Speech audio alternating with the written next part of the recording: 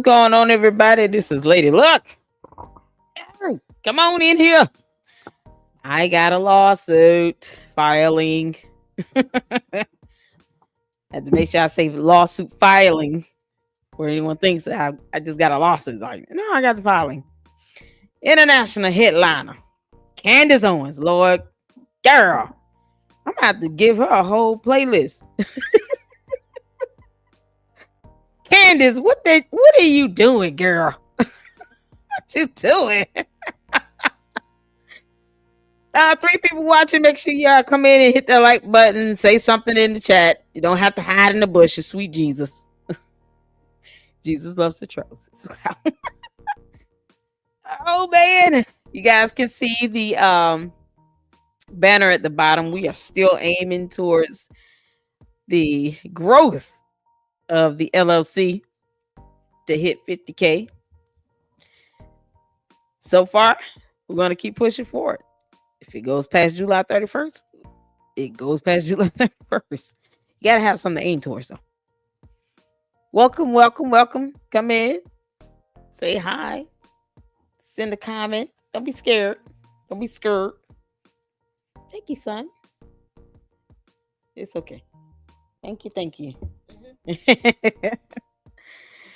Now we're going to go over Candace Owens' lawsuit that she was served.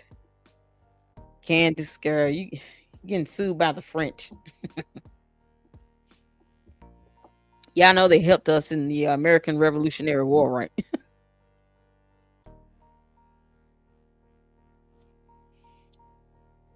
We don't want to have too many problems with them. They did help us win a war once upon a time.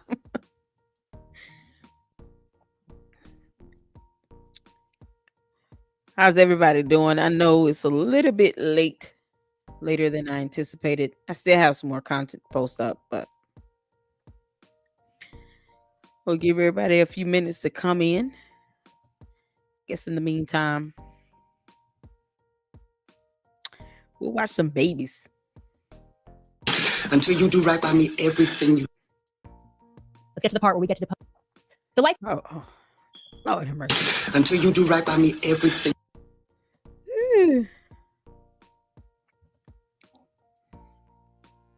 Now come on in and hit the like button. Let's watch some babies in the meantime.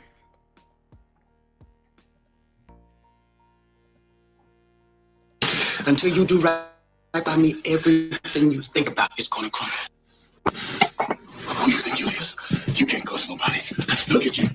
You're black, you're poor, you're ugly, you're a woman, you're nothing at all. Until you do right by me, everything you even think about gonna fail.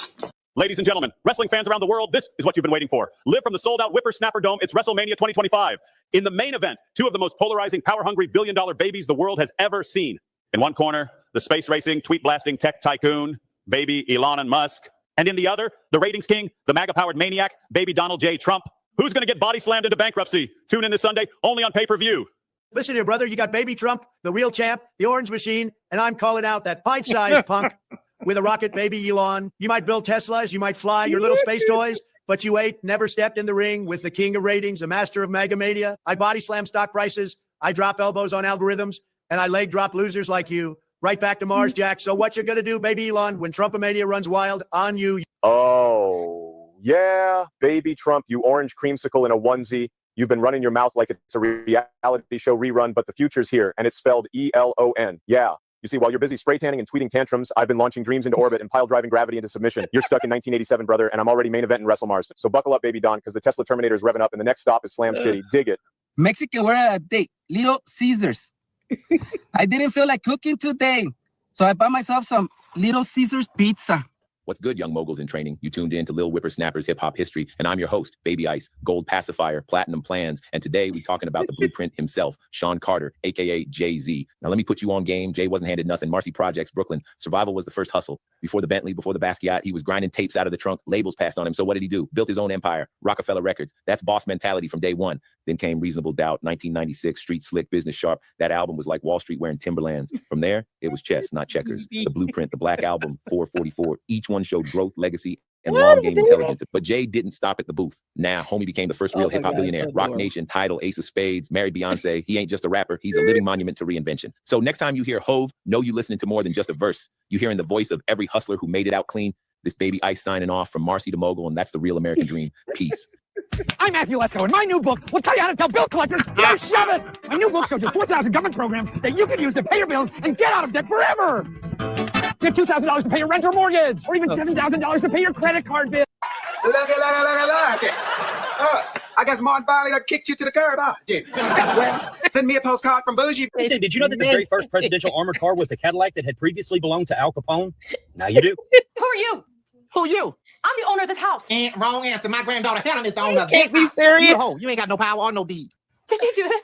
This is Vera Wang. What is she do nails? I need to get my nails did. That's it. I'm calling the Thank police. you so I much. ain't getting no popo. Call the popo, ho. Call the popo, ho. If I call the police, they're going to be here in 10 minutes. Okay. Oh my God, And then you leave me ladies. lying to beat the hell out of you. You think? I know Taekwondo. And I know whoop your ass. Yo.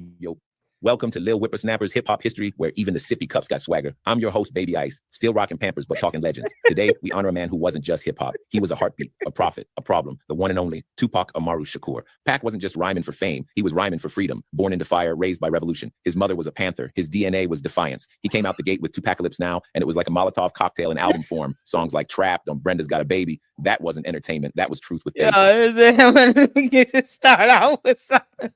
Gotta come in with some laughter. Thank you so much for showing up. Can't be serious. Thank you so much for dropping some love in here. Make sure you guys are coming in and hitting the like button. I want to go ahead and get started. Oh my God. Yeah, Candace Owens is being sued by the French president's wife at that. And it's something else. I have the lawsuit. So what I normally do is I will typically put up the full filing in the members only channel. So that's what I'm gonna do. I'm just gonna sit the whole thing there because it's over 200 pages. Thank you so much, Can't Be Serious, for tuning in. It's over 200 freaking pages, 219 pages long. So we're just gonna kind of go through some of it.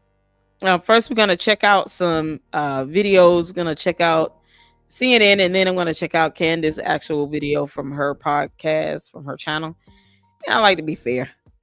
play the content on both sides. I'm not right or left or Democrat or Republican. I'm A for American. So this is an interesting one for sure. But I did want to go over. I enjoy going through these lawsuits and court documents and stuff like that. It's kind of my little forte. I've been doing this, 3 good years. You guys could check out playlists on my channel, especially of Novatech. I'm going to do a video on Umar Johnson and check out JT Pocket Watching with JT. And he also reported on Novatech as well. So fantastic content creator, goes into the money, looks at some of the tax documents and filings. And he did that with Umar Johnson, a whole clown. Umar Johnson's a clown. But I'm gonna do a video on that separately. But I wanted to get into this, y'all. Oh Lord, this lawsuit. So there are some exhibits in it, information that they tried to send Candace. I don't know if she just looked at it and was like, that's not good enough or what. But yeah, I always say how things go, in a court of law is not like we expect it. YouTube is not a court. So people get on YouTube, on their platforms, and they say and do things a whole lot differently than how it would work in, especially in federal court. It's not apples to apples. So I leave it to those who did go to law school. I watched a lot of lawyers and attorneys cover this topic over the last 3 good days, and Nate the Lawyers, one of my personal faves as far as attorneys that react and cover information. Let's see, did the lead attorney do anything? I can't remember if I watched them. I watched a few attorneys cover this. lawsuit with Candace. Ugh, girl. French President It's Emmanuel something Macron else. So we're gonna go over to CNN, and then we're gonna go over to Candace video, and we're gonna go from there and just check out, the reporting on this, and then we'll go over the lawsuit a little bit. I'm not gonna keep you guys all night, so thank you so much for tuning in, because I still have to get up and work in the morning. I got a regular job. And we do have a $25 goal for each for the live stream, just to cover the expenses related to the platform here in the LLC, the Xfinity, the StreamYard, a light bill. I mean, things that it's needed to ensure that great content is being put out to the forefront. So you guys, please, if you can, consider supporting the channel. If you can, I understand, it's not a requirement. I think people take grifting to the extreme. Umar Johnson is grifting, but just supporting the content, especially the expenses towards the actual channel itself, I think is perfectly all right. I support other content creators myself.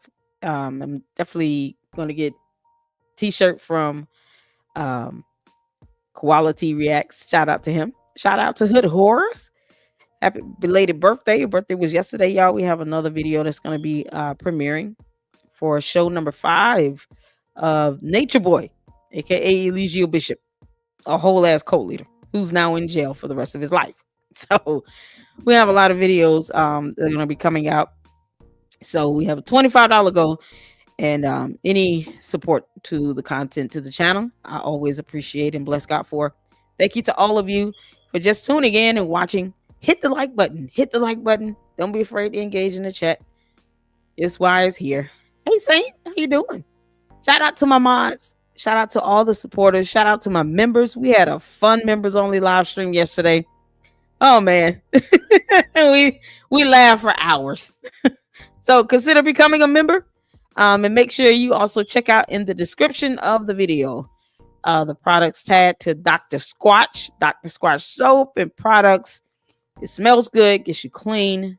I did an unboxing of the products about a good month or so ago, so make sure you go back and check that out. I tagged it in the video, the unboxing of Dr. Squatch products, and they are absolutely fantastic. So they will be tagged in the description of this video. I do get a commission percentage from each sale. So shout out to Quality Reacts, who has purchased some Dr. Squatch products. Fantastic content creator and is always supportive here in the LLC, and we will support him as well. So we're gonna get to it. I'm gonna go ahead and pull up CNN, and then we're gonna go to Candace, and then we're gonna go to the court filing. I'm not gonna go through the whole thing. It's 200 pages. So thank you all so much. Thank you, Saint. I appreciate it. Please hit the like button, subscribe, join buttons, all that good stuff. All right, let's get to it. Jake Tapper, looking dapper in his glasses. Let's go. His wife Brigitte are suing right-wing podcaster and conspiracy theorist Candace Owens. The defamation lawsuit filed today in Delaware claims that Owens has engaged in a, quote, relentless and unjustified smear campaign against the couple. The complaint goes on to allege that Owens spread outrageous conspiracy theories. France's first lady could be a man, that the Macrons are related in committing incest, and that the Macrons, the couple, is being controlled by the CIA. Oh, no. Those are deranged claims. In response to the filing, Owens posted a screenshot of a news story about the lawsuit on her Instagram page and wrote, "I will be coming for this wig today. Stay tuned." Owens has, of course, a history of all sorts of deranged conspiracy theories and vile anti-Semitic rhetoric. She was temporarily suspended from YouTube for anti-LGBT comments. Joining us now to discuss is Tom Clare, the lawyer for the Macrons and Brigitte. And we should note that if people recognize you, they might remember you from the Dominion case suing Fox News for defamation, which resulted in a $787.5 million settlement from Fox, which is counting. So the lawsuit claims that this has been a year-long campaign by Candace Owens. Why are the Macrons suing now? Like, what changed? Why sue now? Well, this was really a last resort. We have attempted to engage with her for the last year, putting evidence in front of her, request after request after request, that she just simply do the right thing. This is not a legal thing. Do the right thing, tell the truth, stop spreading these lies. And each time we've done that, she mocked the Macrons. She mocked our efforts to set the record straight. She refused to retract what she had said. She started a merch campaign. She's selling T-shirts mocking and celebrating her defamation of them. And enough is enough. It was time to hold her accountable for this campaign. So your lawsuit alleges, quote, every time the Macrons leave their home, they do so knowing that countless people have heard, and many believe these vile fabrications. It is invasive, dehumanizing, and deeply unjust. I'm just trying to figure out like what started all of this, because it's not like, she's going after the US president, calling him a woman. Would it, I mean, would it be just as serious if she did the same thing? Or any other president? What about North Korean president? Or, the Russian president? Pick any other country president. I mean, why the French? That's what I'm curious to know. Why the French president? Why not any other president on earth of any other country on earth? I just, that's what boggles my mind. So I get that it was, stemming from two reporters that tried to cover this. They got sued. The president's wife won, and then they appealed, and then they won an appeal. I get it. And then maybe she picked it up from there and was like, "Oh, you're trying to sue, the journalists and stuff." But y'all gotta remember that laws over there in France, they don't have to recognize our laws over there. Our U.S. Constitution is for the United States of America, not France, and vice versa. We don't uphold the laws of France. We uphold our laws here in the U.S. So I don't understand why this topic and why this person. That's just me. But you guys know I've done videos on the international headliner already. I've been saying that, and that's exactly why I titled my videos international headliner when it comes to Candace Owens, because she's making headlines all over the world. I'm just curious to know why the French president's wife. Why the French president's wife? That's my thing. Y'all let me know, because I'm gonna tell you right now, I'm not gonna dive into the back history of that. I just want to go into the lawsuit. Some people out there might think, really, the first couple of France can't leave their home in France without worrying that people believe the deranged nonsense from this American podcaster? Yeah, what people don't really understand, and a lot of people on TV talk about the president, talk about the first lady, pundits can get on and talk about them, but what people forget is these are human beings. These are a married couple. They have a social life, they have a private life together, they have the same feelings and the same hurt from these sorts of defamatory statements as anybody would, and it does have a material impact on them. It is, it's incredibly upsetting to have this said year after year, and this sort of falsehood is a cancer, and it metastasizes into obviously the media, but it also metastasizes into other circles that they're running in. They get asked about it, of course, even in the circles that they run in. They get asked about these campaigns, and they shouldn't have to go through that. It's pretty horrible. She also engages in Holocaust denial and all sorts of anti-Semitism. She just posted a video reacting to the law. Okay, I'm not gonna play the rest of that. I'm gonna go into her video. That way, hear from her. We get to depose you, and we get to request documents, and we get to request emails, and we get to. Where's she going in, girl? Take a breath, Candace. Take a breath. Lord have mercy. Fire everybody around you. Here. All right. That's how I feel right now. Here's Candace's video. Me receiving my papers today. By the way, another lovely individual who delivered those papers to me. I really got to say, Tennessee, we are absolutely crushing it. The people that deliver the papers are just fantastic. They're so kind. They're always fans of mine. Anyways, I am floored. Are you floored? Because No. this is just goofy. Girl. You are officially a very goofy man, Brigitte. But I got to give it to you. You've definitely got balls. Fire everybody around you, and I mean literally everyone around you who told you that this was a good idea, that this was a very good idea for you to be the first sitting first lady of a country to file a lawsuit against a journalist of another country. You are literally making history in all the wrong ways. And once again, why that first lady of that country? Why not the first lady of any other country? Can someone tell me this? Did the French president say something to her directly, and he just kind of pissed her off for all of eternity? What happened here? It's like that scripture in the Bible, hell hath no fury like a woman scorned.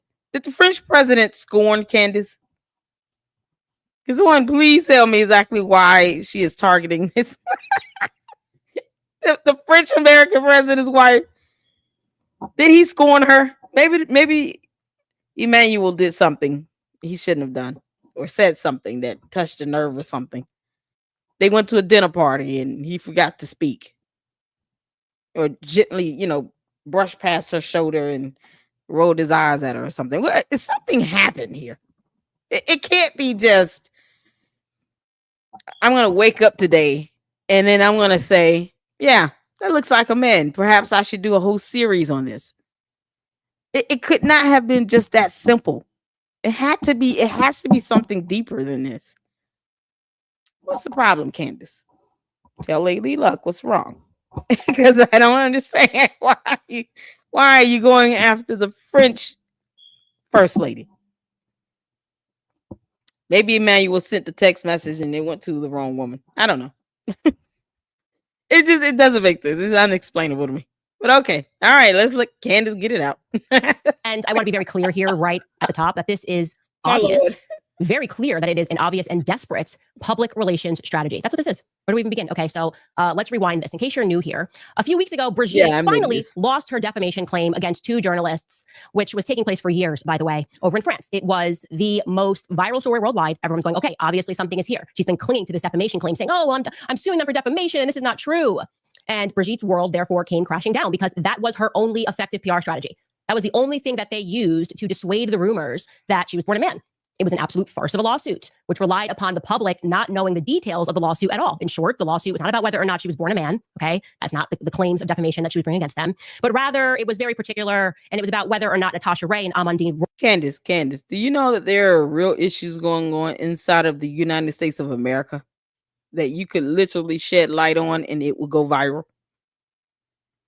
Like how many supporters she has here? She has 4.5 million supporters on her channel. This is just on YouTube, by the way. I think she has 2-3 other platforms. You have 4.5 million supporters on your YouTube channel. I don't think that there is a story that you could cover that would not go viral. Has anyone done, any journalist inside of the United States of America done anything trying to prove that Donald Trump is a woman? Because I'm just throwing apples to apples here. I'm asking. Hey, Kandia, how you doing? Saying, come out them bushes, y'all. I'm asking some questions here because I'm just trying to gauge, Candace's mindset. I would love to email her about this and just say, hey, what is the passion behind all of this here? Did Emmanuel really piss you off? Has any journalist in the US tried to go out their way to do a story or, a 5-part series trying to prove that Donald Trump was born a woman? How often do you hear that? How often do you hear journalists trying to prove that the president or the president's spouse was born a different gender? How often does that happen? So I think something like that would go viral either way, because you have journalists taking on the leader of their country, trying to prove that the spouse was born. Is anyone trying to do that with First Lady Melania Trump? Has any journalist did a piece trying to prove that Melania Trump was born a man?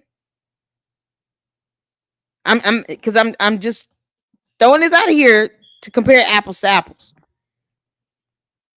I'm not saying that she is or not. I'm just asking, have we heard of any US journalists doing series and interviews and full episodes trying to prove that Melania Trump was born a man? Or a journalist from another country, let's say Germany, decides to, chime in and pick up some piece to try to prove that Melania Trump was born a man. Have we ever witnessed that? Have we ever heard of any reportings like that? Has there been any news out there like that? I'm just confused as to what is the fuel behind Candace Owens doing this with the French president's spouse. Why the French president's spouse? Why the French president's spouse? But has she ever said that about Melania Trump? Like, I mean, I don't get it. I'm just confused about her passion with this. Said her interest was piqued by a book that was written about this. Has anyone written a book about the same thing perhaps with Melania Trump? Has anyone ever done a piece on the idea that Melania Trump was born a man? I'm not trying to start that rumor. I'm just asking because I'm trying to compare. It might be a book out there, but aren't there other articles and emails and conspiracy theories about Melania Trump being born a man? Why not pick that piece up?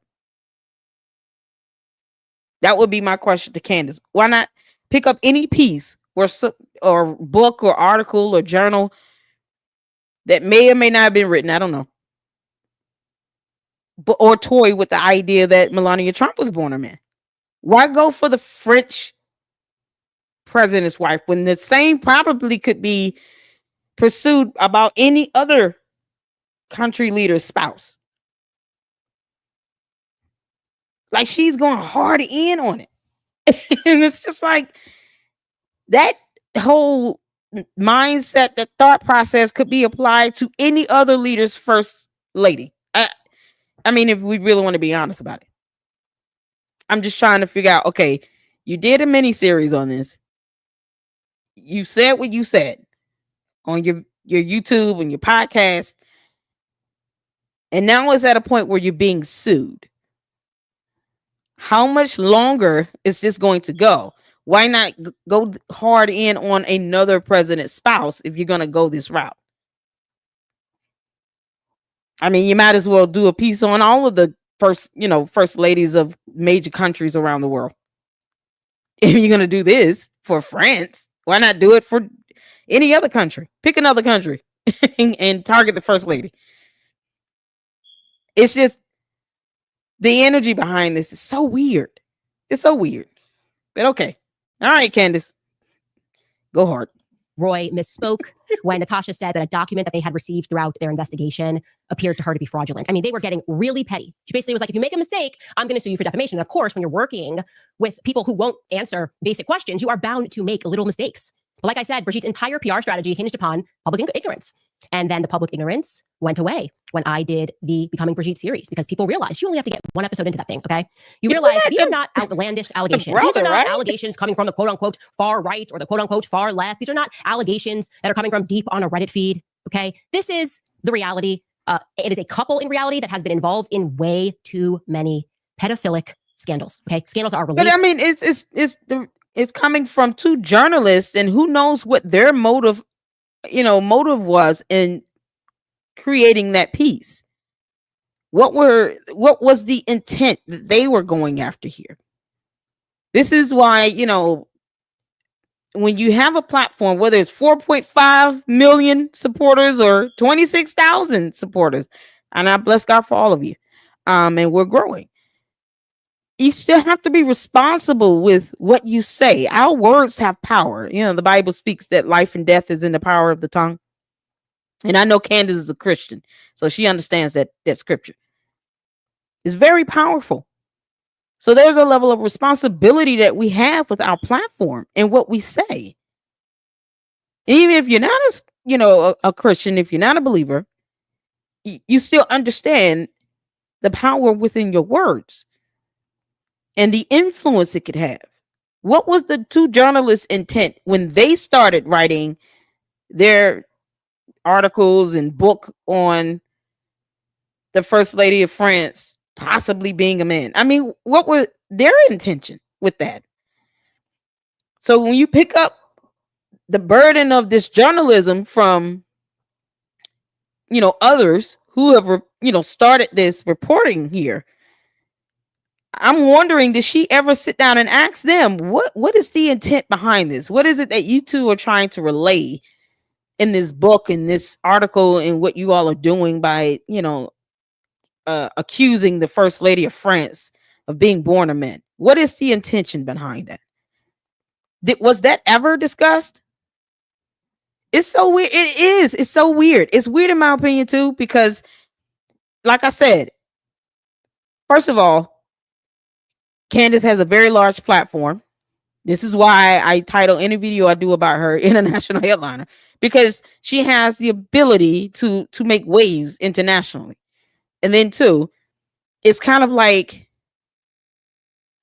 if you're going to do that about the first lady of France, then what's stopping you from doing the same thing on the first lady of the United States? Why show any just any prejudice if it came down to, okay, well, here's an article where someone said the same thing about the first lady of the United States of America. Would she be completely impartial and neutral and go out of her way to do the same thing if it was about Melania Trump? That's the question I would ask her. Would you be this passionate if it were Melania Trump as opposed to Brigitte Macron? That's a question I would love for her to I would love to, ask her if I could. What is the passion behind this here? What was their intent on even creating this story here? Because it's it's led to a lawsuit. It's not even work, girl. You got 4 kids and a husband. Candace, what are you doing? You have a whole family here. Is it worth this lawsuit? If you can't do the same thing on any other first lady of any other country, starting with your own, starting here in the United States of America, if you could not go this hard with covering some journalism piece on Melania Trump possibly being born a man, then why would you go after France? There are a lot of conspiracy theories and articles and books and things that are, being written about other first ladies. She didn't go hard in on doing miniseries about any other first lady, but while friends. So, I mean, if we talking about her picking up a book and it was a book that interested her, then why didn't any other book or article or journal piece that spoke of any other first lady being possibly born a man, why wasn't that same passion put behind that? That's my whole thing. Because there has been some, I'm Googling it, about Melania Trump. Why not do the same thing about Melania Trump? I highly doubt she would do that. But I mean, if you're not doing this for the spirit of journalism, then what are you doing this for? And Trump was named in Epstein's documents, as I knew it would be. I mean, I just, good grief. I did a video on that. So I think most people knew he would probably be named in the Epstein files. That's why he wasn't too enthused about releasing them.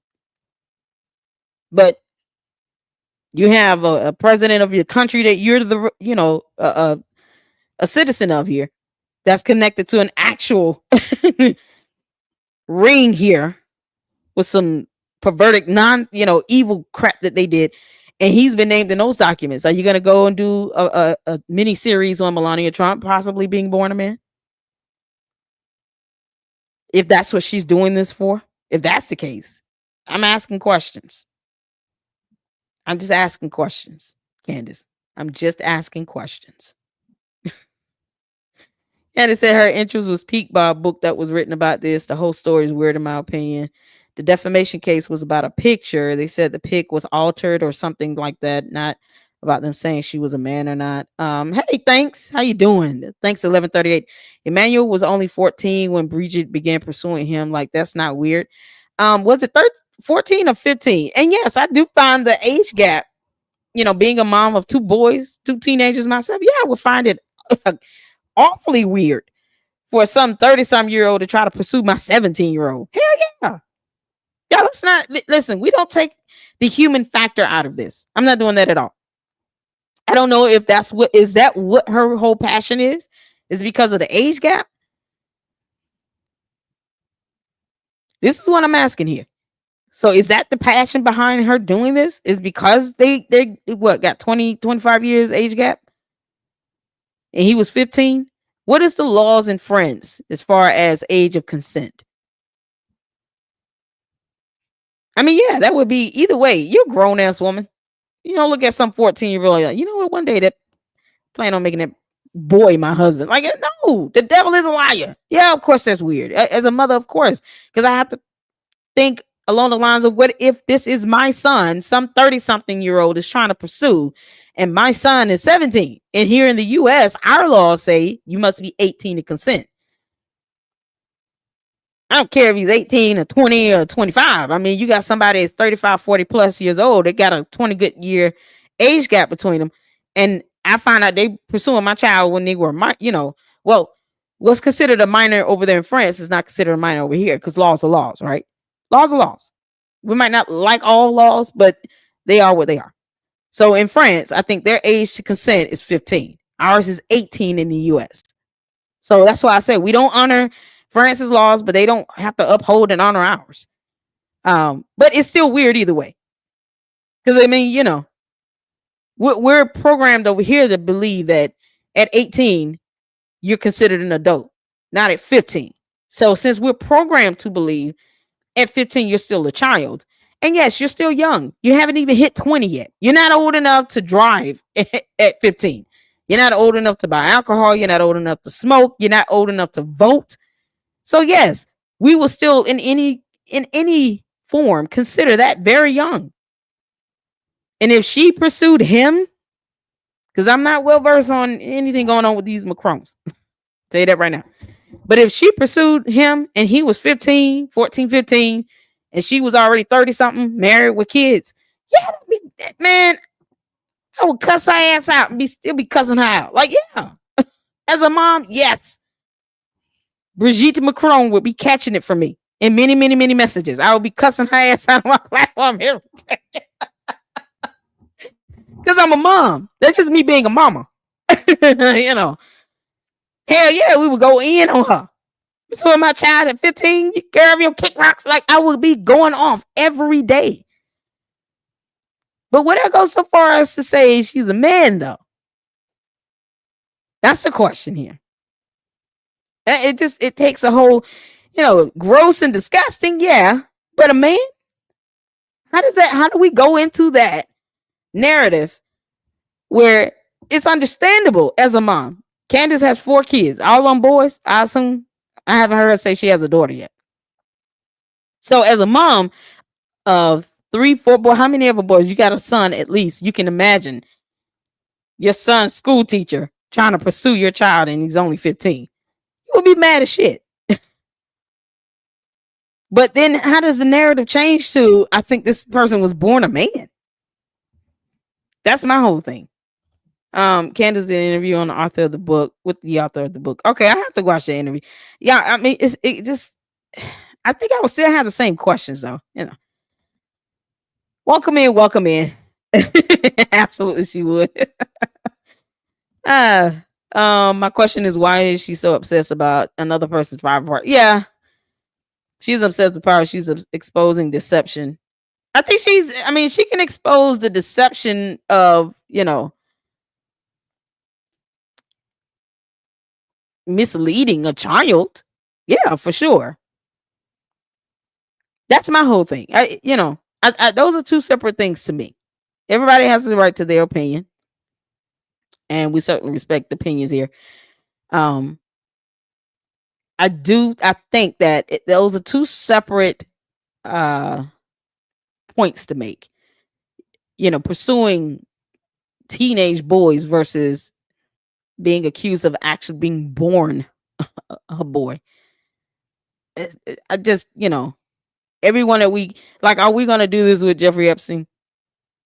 Are we going to now start, is she going to do a whole series on, Epstein possibly being born a woman? Because I'm taking the same scenario here of the thought process.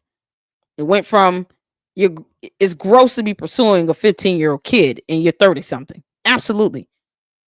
But now I'm going to, there's a book about possibly some journalists saying that she may be born a man.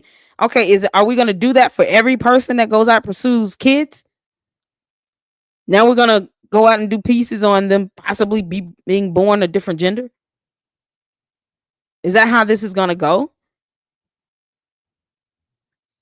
And once again, why not do that on every country leader spouse? Why not do that with the U.S. First Lady? Her husband was named in Epstein files. Are we gonna do that now with with Trump and the First Lady? How far is this gonna go? Is my question here. Like, at what point does it come to a stopping point? That's my whole thing. Yeah, like, why do you care? Is it your business? Don't you have your own going on? Like that, it's the same questions I'm asking too when it comes to this. Get on her about pursuing a 15-year-old that's now her husband. Yeah, the backstory on that is no mother would be okay with that. However, it's transformed into, here's some things that I'm going to put together, do a whole mini series on it, and accuse you of being born a man. Then you'll be doing this on every first leader spouse. I mean, every major country's leader's spouse. We'll be at this all day. When does it come to an end? Because it shouldn't take a lawsuit. Candace, your mom. Do you want anyone accusing either of your sons of being born a woman? Seriously? So that's what my whole concern is. At what point does this come to an end? Apparently not, since she has to worry about another country's first lady. Yeah, like, she's not doing that with the first lady of the United States. She's obsessed with talking about anything that is opposite of whatever mainstream talks about. Oh man, I get that she's trying to be different. I mean, yeah, y'all see what I call it, international headline. But it has just a weird turn. It's a weird angle to me to take, to go from, I think you might be connected with something that is perverted versus you were born a man. Like, I don't see how did we end up on that? I'm gonna let her go off while I read you all's comments, and then we're gonna get to the lawsuit. In some way or another to pedophiles. People that they've worked with, people that they were friends with, artists that they've hired. Things just didn't look right. Then, of course, I invited you guys to recognize that the press in France lied about their origin story. They lied about everything. They tried to present them as a modern couple, telling us that she was so hot, she was Claudia Schiffer, and even though he was 14, she was just irresistible. And then you see this picture, and you're going, what? That's a picture? The hot teacher that the press was trying to sell so people wouldn't question this odd relationship. A person that's 40 being attracted, or alleged to be 40, I actually think Brigitte's older than that, is attracted to a 14-year-old boy. That's disgusting. It's perverted. Yeah, I mean, that is weird. As a mom, that's definitely weird to me. Saying, say, what's the age gap between Trump and his wife? Yeah, isn't it like 20 good years? 24, 25 good years? There's only 1 year difference between our president's relationship and the France. So the age gap between Trump and his first lady here is what, 24 years. The age gap between Macron and the first lady there is 25 years. Is that what you're saying? Respectively, that's the age gap difference. So both of them have an age gap with their spouses that is at least 24 years of an age gap, right? I think the hard pill to swallow is the aspect of the first lady of France pursuing Emmanuel Macron when he was 14 or 15, and she was already 30 something, married with, at least 1 or 2 kids. And I would be disturbed by that. That would piss me off. But yeah, I mean, the age gap now, they're all grown. But it'll be one thing if she was talking about that solely, but it's merged into this whole narrative about her being born a man. But is she not gonna do the same thing and give the same energy towards Melania Trump? And people have articles out there saying the same thing. I'm just, is it going to be some sort of fair reporting on that? Like, when is this going to come to an end, aside from her having to go to court? Because now you're being sued, Candace. They say 15 is the age of consent, which is why they were saying he was 15 when the relationship started. Okay, but not if the person is an authority figure over you in France. Okay. And later, look, it depends on where you live, because I'm reading on the age of consent is 16. Yeah, it does. It does. And I think overall, I think the majority of the states here in the US is like 18. I see it like this. If you're not old enough to vote, then you're not old enough to consent. That's me personally. That's kind of my ideology on that. So if you got to be 18 to vote, then 18 for me, in my mind and in my belief, is the consenting age. That's how I feel about it. I don't think a child should be forced to do anything consent wise if they can't even fucking vote. So if you cannot vote until you're 18 across the United States of America, then why do laws change when it comes to consenting? They're not even giving you the power and the authority to go and vote. Right? If you can't buy a cigarette until you're 18, if you can't drink alcohol until you're 21, then I think the consent age needs to match the age of at least being able to obtain some of these rights and privileges that you have. The right to vote, the privilege of being able to go get a driver's license or being able to buy cigarettes. Like, if it's all at 18 bare minimum, then that should be the consent age, bare minimum. You telling a 16-year-old you can go out and consent and do whatever you want sexually wise, but you can't go vote.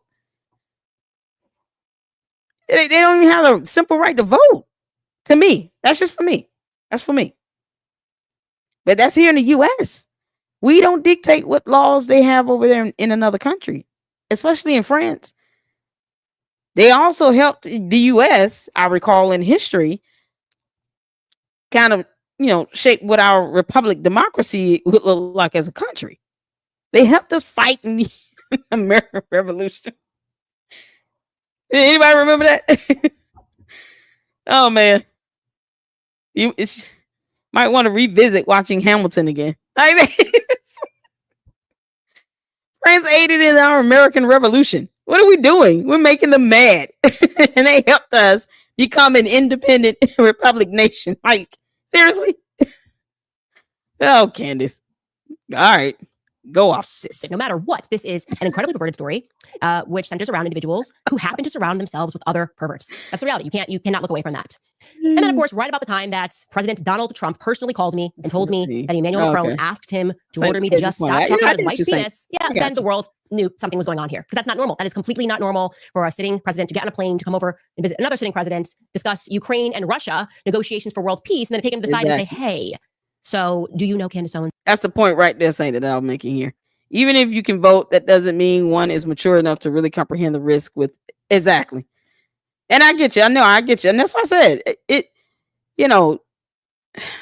we can't, I don't personally dictate laws. I'm not a member of the Senate or Congress or anything. We don't write the laws, but we, at least within our own homes, we can say to our kids, like, listen, if you can't vote, then you definitely don't understand what you're doing when it comes to that topic, because that topic can lead to some serious life repercussions here. You can, like I tell my boys, you got to be careful. Go out there and start doing that. You wrap it up. You get somebody pregnant. You can catch an STD. Don't make me show nasty photos of STDs, because I teach my kids with science. I told you all this. I don't even sugarcoat it. Here's some photos of what this looks like. This venereal disease. And they're like, oh no. Yeah, okay. I just show them plain and simple. Here's some photos. Here's science. Right? So yeah, if you're not able to vote, you should not be out there doing anything that might end up possibly leading to someone becoming a parent. Because I'm not ready to become a grandmother yet. I know I'm not. My kids, my oldest is 17 and my youngest will be 13. I don't want them out here being pursued by some 30-some-year-old. Of course not. But do we start going and accusing the person of being born a different gender? And in essence, you're also accusing the French president, of being a homosexual. Then didn't she have children? The first lady of France had children, right? What does Candace want? Candace is like, I want you to go to the OR, and I want your abdomen to be cut open. I want to see your ovaries. I want to see the cervix. I want to see your uterus. I want to see remnants of where you were actually pregnant and you gave birth. I know I've done it 4 times. That's my Candace impression. I want you to let my doctors take your blood.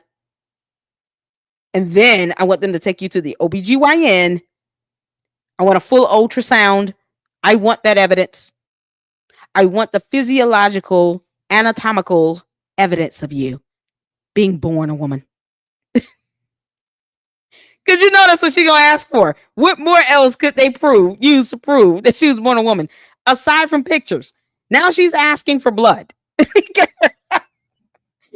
Candace, you got to calm down. This podcaster. Yeah, that was the moment where the world went, it's over, pack it up, go home. There's clearly she wants something blood. So Brigitte is now pivoting strategies. That's what's happening here. I told you already that they went to market in America to hire a crisis PR team on American soil. Again, a sitting president of a foreign country trying to hire a crisis PR team in America. That's not normal. And it is more than likely, and I'm surmising here, that crisis PR team was the one that gave them this advice. After they lost against Amandine Roy, Natasha Ray, they probably said, file another lawsuit. We know you can't win that lawsuit, but it doesn't matter. We just need you to file the lawsuit for the sake of press, so that you can again say to people, oh, well, it's not true because look, I'm suing Candace Owens. If you need any more evidence that Brigitte Macron is definitely a man, it is just what is happening right now. The idea that you would file this lawsuit is all of the proof that you need. Okay. I have been communication with their lawyers or via our lawyers, like their lawyers and my lawyers have been speaking, phone calls, emails since January. She's now named her law firm. I protected that, but now we can tell you it's Claire Locke. Okay. Claire Locke is representing Brigitte and Emmanuel Macron, has been in communication with us for months, and yet they did not send us a copy of a lawsuit. They did not give my lawyer a heads up that they were filing a lawsuit. I can see why, because I mean, you're going to your podcast and then you're talking them out. But they did instead opt to give this lawsuit ahead of time to the Financial Times, the New York Times, CBS News. What does that tell you? It's a PR strategy. They don't care if they win. This is about running it through the press. And how much PR are we talking here?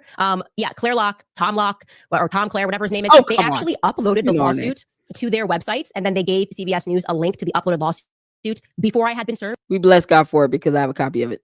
Thank you. I mean, it's a PR strategy for Candace as well. Look, she's defending herself on social media. So you're running a PR strategy too, girl. You're social media influencer here. There is nothing that should be of interest to you aside from something that could affect us, as U.S. citizens going on in France. But you took it upon yourself to be interested in a book and then turn that into a mini series when the same could have been done with the First Lady of the United States of America. And you're not doing that. So, this whole, I want to prove a point of something, shy of having this woman give up blood. Now she's got to give up her medical information, and you violating, her privacy to that. I mean, what's next? We want a full abdominal ultrasound, a transvaginal ultrasound. That's what we want. That's exactly what she's going to be asking for by the time they go to court.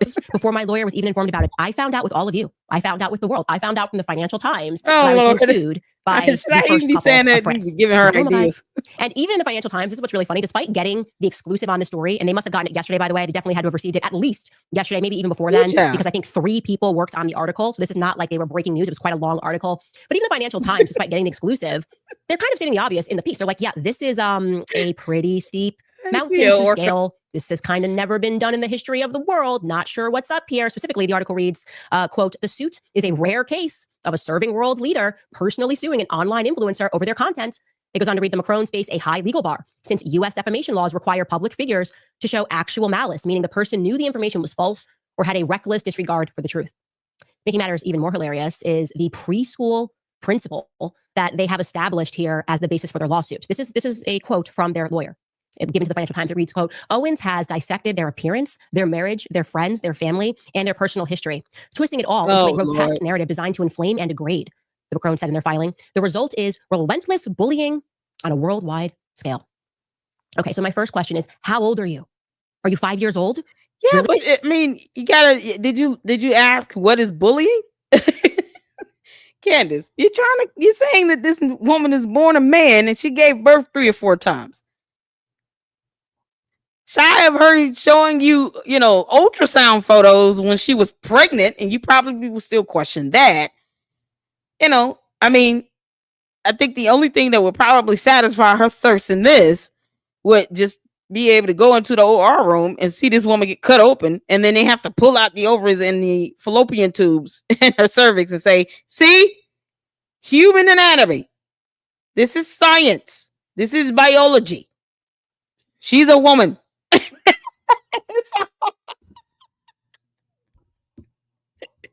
And then she might still come out talking about, I think it was a decoy. I don't even believe that was Brigitte Macron in the OR. I was just shown the fallopian tubes and the cervix and the ovaries of a decoy. Like it will not end. It just won't end. This is bullying, is what you're coming at me with, which, by the way, is exactly what they're coming at Xavier Poussard with. But I should mention now, Xavier Poussard is not being sued for defamation. He's the one that wrote the book that I based my entire report on. They're not suing him for defamation. No. They're going, you're a bully. We're going to sue you. And then we're going to launch this lawsuit against Candace in the United States, not against you as a French citizen, because we know we can't win this, but it doesn't matter. Where's the because it's taken a evidence? long time to establish that. In the meantime, we can just say, finally, that we're suing her. Secondly, the audacity for Brigitte Macron to call me a bully. When we just watched Brigitte physically assault her husband on the world stage, you pummeled him. That was horrible. I don't like Candace's words. You whooped your husband in front of the entire world on a plane. You're the bully. You're the bully, Brigitte. That was a bad move. Oh, Lord. They're having a spat. Now, listen. I'm not going to say that doesn't happen in marriages. It might not happen in Candace's marriage. But my goodness, girl. The only difference is they got caught. You know how many other marriages? You can look online all day at video clips of a spouse putting their hand on another spouse, or the wife pushing away the husband's face or something. I mean, what are we going to do here? And now we're going to go after all wives that do that and call them bullies and say that they were born a man.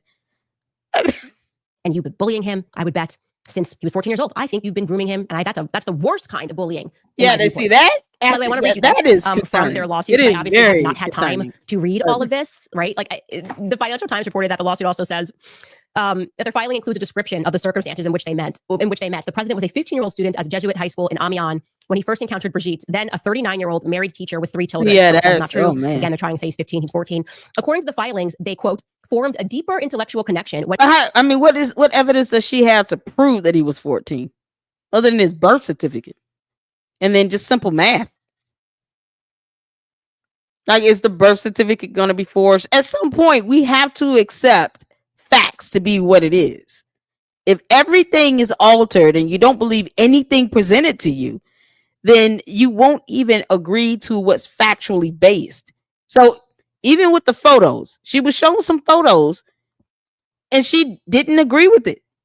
But that's considered facts. And they can go to court with that and say, here's some facts. We sent some evidence. We sent photos. We sent this. And she just didn't accept it as evidence. We can't be at this all day, Candace, is the point. At some point, you're going to have to accept something concrete as evidence. Whether you like it or not is irrelevant. This is how you end up with 216 pages of a lawsuit landing in your lap. I don't care if her inspiration came from a book. This is a matter of her accepting in this reality evidence to be evidence. Aside from this woman, the first lady of France, being put on an operating table, cut open, and they showing her damn ovaries and cervix and fallopian tubes. I don't think that Candace would accept any other evidence because she hasn't so far. She hasn't accepted anything they sent so far.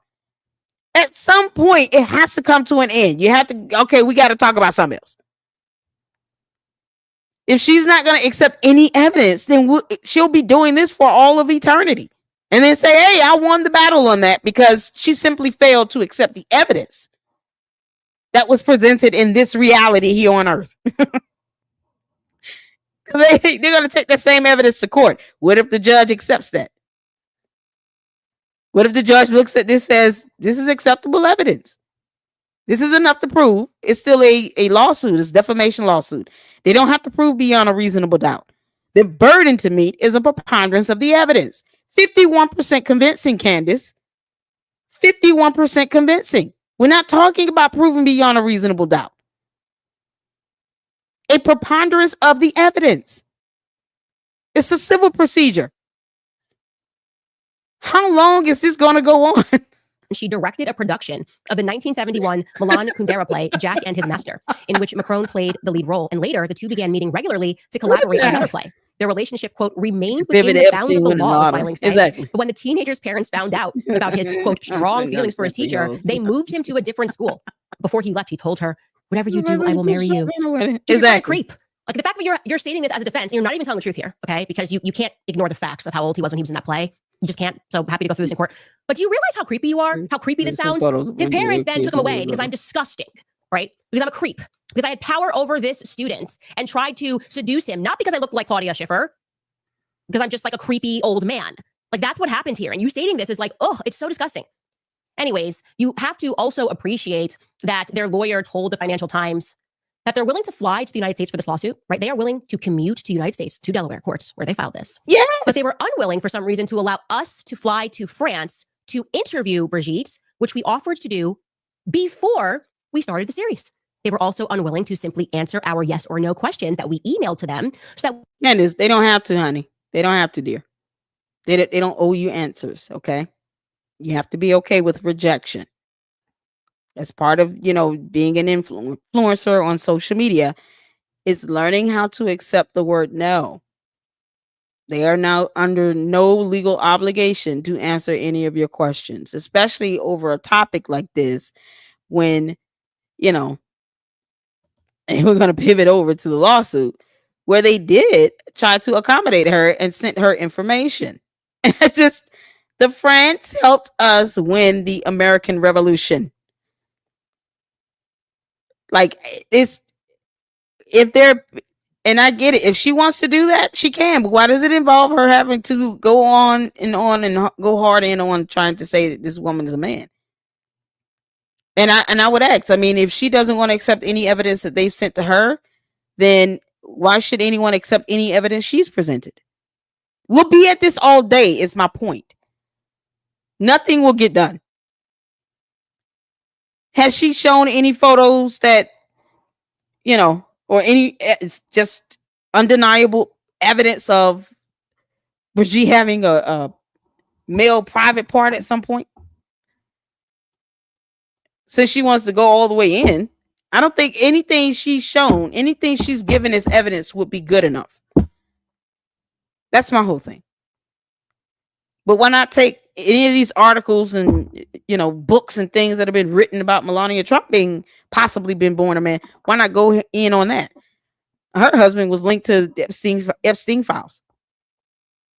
Isn't that a P word too? Hey, William Morgan, how you doing? I got your comment up. Yeah. If she's trying to expose the P rings in France, why not expose them here in the United States of America? So a whole lot of them here in the U.S., in the United States of America. Candace, I'm not sure if you're aware of this, but you are a United States citizen. Why not fully expose the ones here in the U.S.? Why are we focused on France but not the United States of America? Let's get through the Epstein files and how our own U.S. president is named in those files first and foremost. Can we do that? Great. She's doing a series on Epstein now. Awesome. Is it going to come down to her accusing First Lady Melania Trump of being born a man? Is that where it's going to lead to? Because it leads there, then it's okay. It's fair game. She just does this with everybody.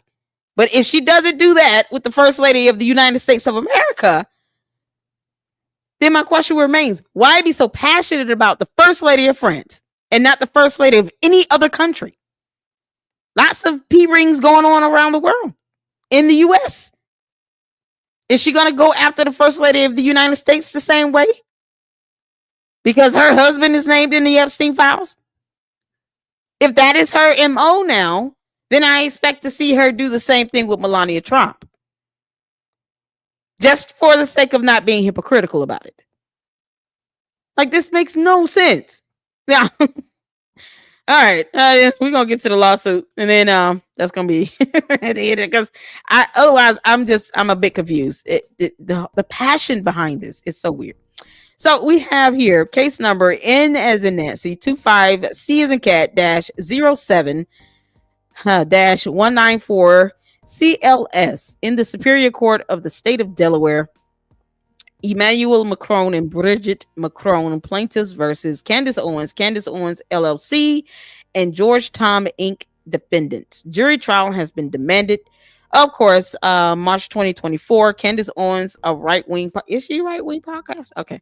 Right-wing podcaster told the world she would stake her entire professional reputation on the fact that Brigitte Macron, the First Lady of France, is in fact a man. She's not theorizing. She's not asking. She's not leaving it to, presumption. She's stating this as a fundamental fact, but not the photos that have been given as fundamental evidence.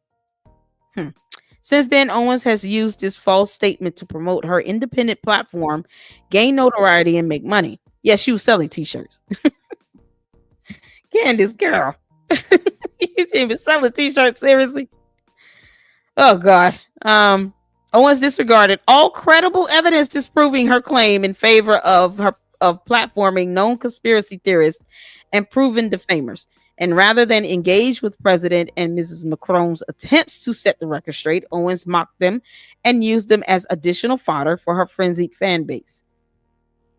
It says here she did not stop there. She retaliated for the Macron's audacity of sending her a retraction demand. Owens helmed an 8-part podcast series, becoming Brigitte, the series, and accompanying X post. Throughout the series, Owens and her entities, Candace Owens LLC and George Tom Inc., endorsed, repeated, and published a series of verifiably false and devastating lies about the Macrons, on which this complaint is based. These outlandish, defamatory, and far-fetched fictions included that Mrs. Macron was born a man, stole another man's person's identity, and transitioned to become Brigitte. Mrs. Macron and President Macron are blood relatives committing incest. What? Girl, you just throwing all kinds of stuff in this. Now they're brothers and sisters and committing incest? Wait, if you're saying that Brigitte was born a man, she's trying to say they're brothers. Candace, what are you doing? Once again, the question remains. If you're trying to expose the P-rings and the perverts that are here in the United States of America, starting with the Epstein files, are you going to say the same thing about First Lady Melania Trump? Because her husband is named in the Epstein files. I'm just asking. President Macron was chosen to be the president of France as part of the CIA-operated MK Ultra program or a similar mind control program. Is this all the stuff she's been saying? So, okay, they're blood relatives, incest, mind control, CIA. The CIA has no sway over there in France. What does the CIA have to do with France? Like, that's our agency here in the United States of America. Candace, you do realize that the CIA is an agency here in the U.S. that works with other countries.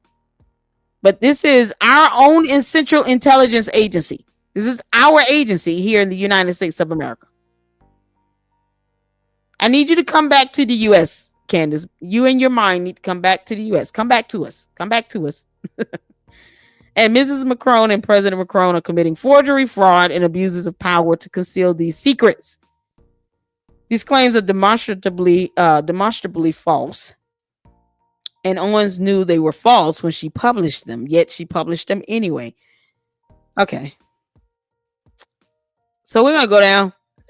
I got the gist of all of that. You guys, and I'm scrolling through. What I'm gonna do is record this and put it up on the members only channel so that you guys can read the full entire document yourselves. If you want parties and relevant non-parties, of course, the plaintiff, Emmanuel Macron, is a French citizen. He is the president since 2017. Brigitte Macron is a French citizen, the spouse of the current president, and a woman, because they had to make sure they put that in there. Her name was Brigitte Chaugenou. That's what her maiden name is in Amiens, France. I don't want to butcher that. Born on April 13, 1953. She's the youngest of 6 children. She gave birth to 3 children from her first marriage. Mrs. Macron is a former teacher. In 2007, she married Emmanuel Macron. Defendant Candace Owens is a U.S. citizen and resident and domiciliary of the state of Tennessee. Through her marriage to George Thomas Stall Farmer, a British citizen, Owens holds British citizenship. Okay. Owens is considered a political commentator and is a self-described conservative. So she can maneuver between Britain and... I'm surprised Britain isn't mad. You're messing with our allies. Leave them alone. Then they have defendant Candace Owens LLC, which is headquartered in Nashville, Tennessee. She is the sole manager of Candace Owens LLC. The company manages Owens' Facebook and X accounts. Owens oversees and directs all content published on her social media accounts. So she can't say, I didn't post up their information. I have a company that does it. No, she has she has the final say so of what's posted. So she disseminated her false and defamatory statements through Candace Owens LLC. It's a pass-through entity named after Owens, which is solely controlled and managed by her. Okay.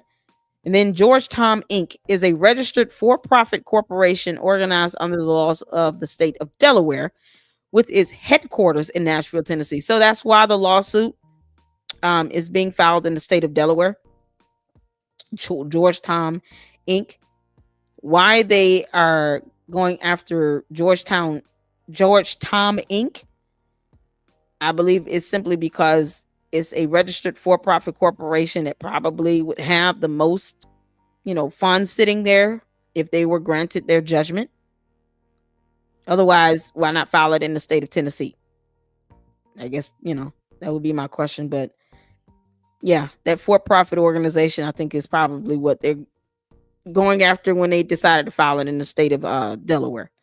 So they have non-party persons listed here: an investigative journalist and editor, Jean-Michel Chardonu, is the older brother of Brigitte Macron.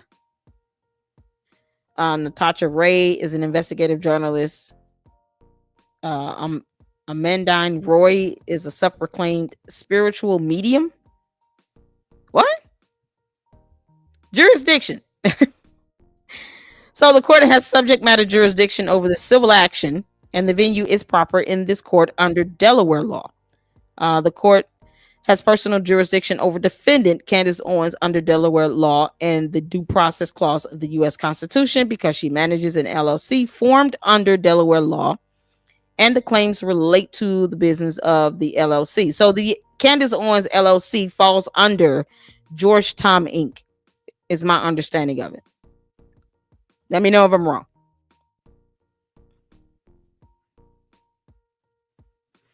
So I think that's what it is. Is Candace Owens LLC falls under Georgetown Inc. That has to be that.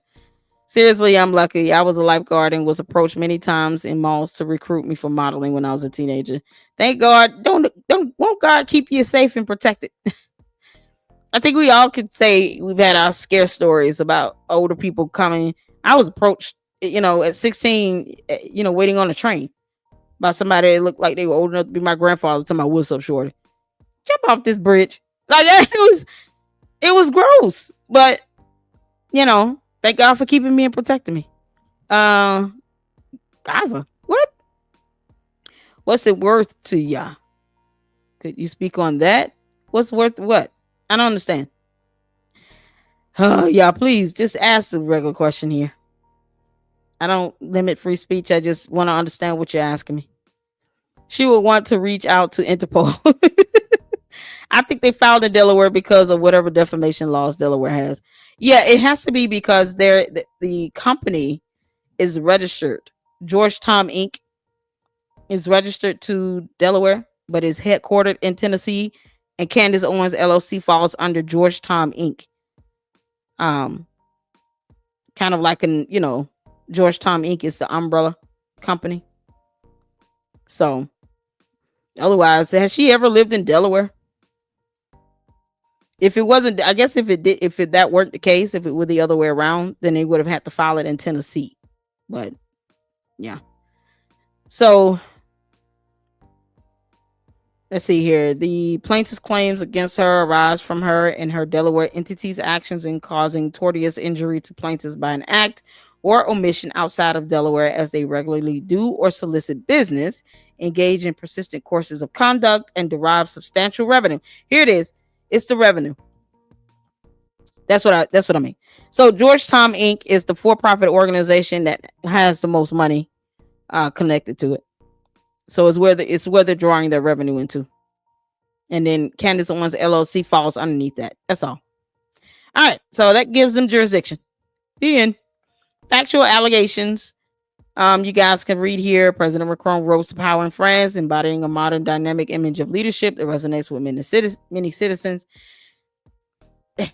One thing that the courts understand is that the attorneys are going to be overly zealous for their clients, right?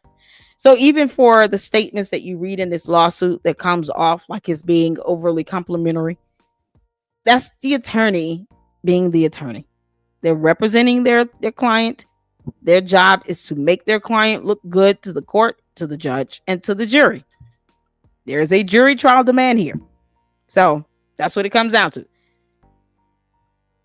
All right. When you consider a fact, I mean, the factual allegation is the facts that they're alleging that can be, whether it be evidenced or statements they're making under the penalty of perjury. There's an affidavit that goes along with these complaints that you have to file, where you're basically attesting that these statements are, genuine and true, to the best of your ability under the penalty of perjury.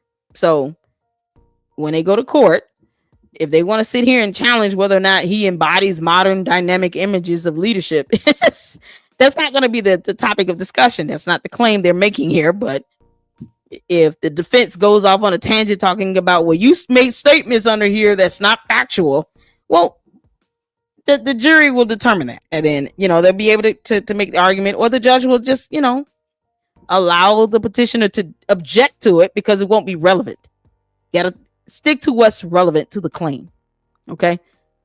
So hopefully Candace Owens' attorneys are prepared to sit down with her and counsel her. Candace, you got to let your attorneys counsel you. You're not the attorney. You did not go to law school. So sit down and listen to your attorneys. Don't have a big head to where you think you cannot take counsel. They're going to tell you, we're going to stick to what is relevant. We're not going to go off on a tangent and sit here and say, well, you're defaming me. Because the judge might not see it that way. The jury might not see it that way. And it is the burden of the petitioner bringing forth the claim. Your job would be to just defend yourself. Go to court. You don't like what's going on, go to court. This is going to be something else. If it goes to court, it's going to be something else. I'm wondering if there's going to be a motion to dismiss filed or some sort of settlement. Ooh, child. Well, I'm not wondering if there's going to be a motion to dismiss. It's standard. It happens. I'm sure Candace's attorneys is going to file a motion to dismiss the complaint, because that's kind of like just goes with the part of the deal. When you have these types of lawsuits, first thing is to invalidate the claim and ask the court to dismiss the petition altogether. However, if they decide to want to, we're fighting this good fight on the behalf of Americans and Earthlings, all human beings on Earth. We're fighting for you. Okay, well then the judge probably will ask, have you all tried to mediate? Because this is going to be a headache. 219 pages. I don't care who you are and what court you go to. Judges do not like reading these long ass complaints. This thing is 219 pages long, y'all. That's why I'm still scrolling. Okay, so here's a piece of exhibit. We're going to look at the photos. This is a picture that was sent that they circled in red Brigitte Macron. They're saying, listen, this is her. This is the brother that Candace tried to say. Let's zoom in on that. Is the one she transformed into, but you can see them separately as existing as two different human beings here in this photo. This is Brigitte. This is the brother. They sent this. That wasn't good enough. Then they had, they said, okay, she got married. Her first husband in 1974 when she was 21. They had 3 children, Lawrence, Sebastian, and Tiffany. I'm sure I'm not saying that right, but forgive me for that. A photo from Mrs. Macron's and Mr. Azir's wedding is below. So this is Brigitte Macron and her first husband. They got married. Kind of looks like Emmanuel, don't he? Just taller. Emmanuel Macron is very short. He's just a short little thing. Mrs. Macron began her career teaching in Paris and Strasbourg before joining La Providence in the early 1990s. She taught French and directed the school's theater workshop, and I think that's how she met Emmanuel Macron through the school's theater program. The president formed a deeper intellectual connection. I'm gonna tell you this right now, flat out. Everyone sitting on that jury in the state of Delaware will not like this whole aspect of Mrs. Macron forming any deep intellectual connection with a 15-year-old child. Okay? Because, mind you now, they're going to be thinking based on what we consider in the U.S. and in the state of Delaware to be the age of consent. They will be told, you got to remember, we're talking about the president and first lady of a whole nother country. So their age of consent in France is 15. But over here in the U.S., I think in the state of Delaware, what's the age of consent in the state of Delaware? What's the age of consent over here in the state of Delaware? I'm going to look it up. Because you are right, Saint. That's a good point that you reminded me of.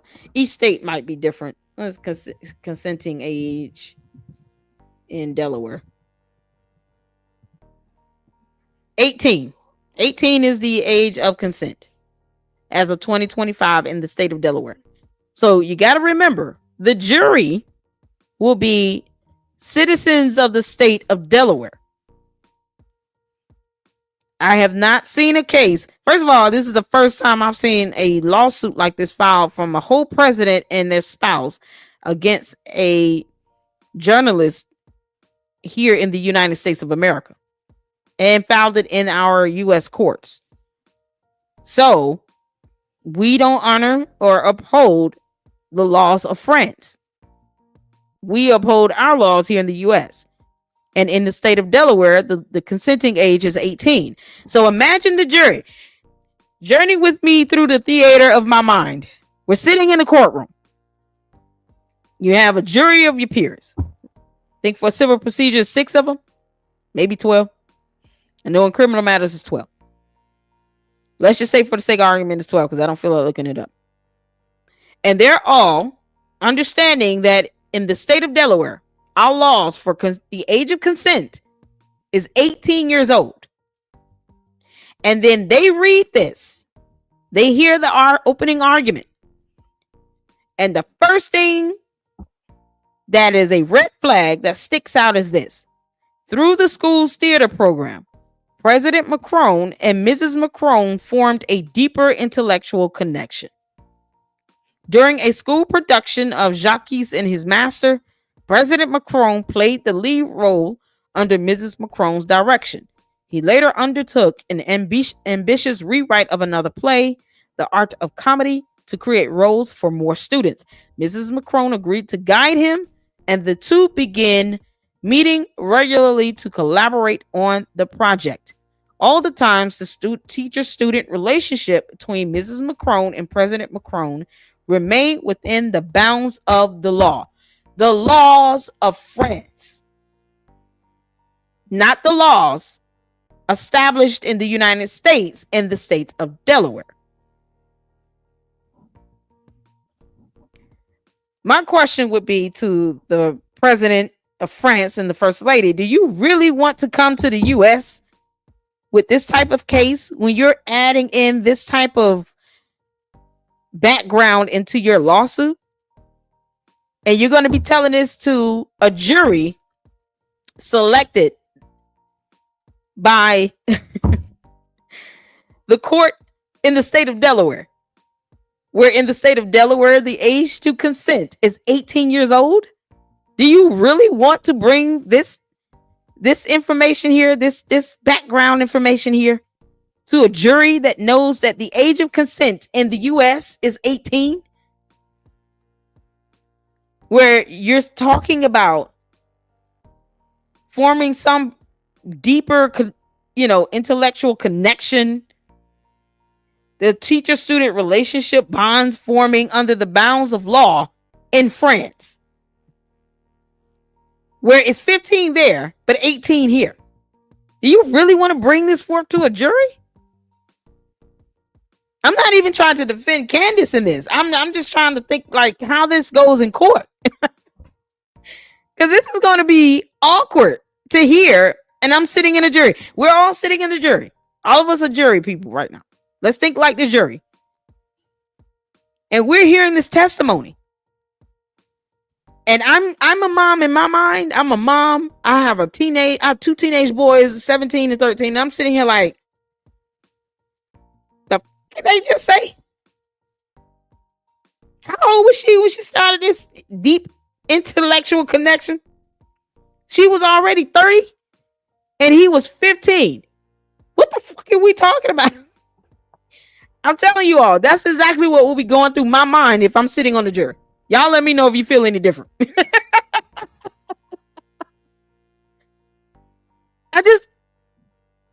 I'm sitting here like, what the hell?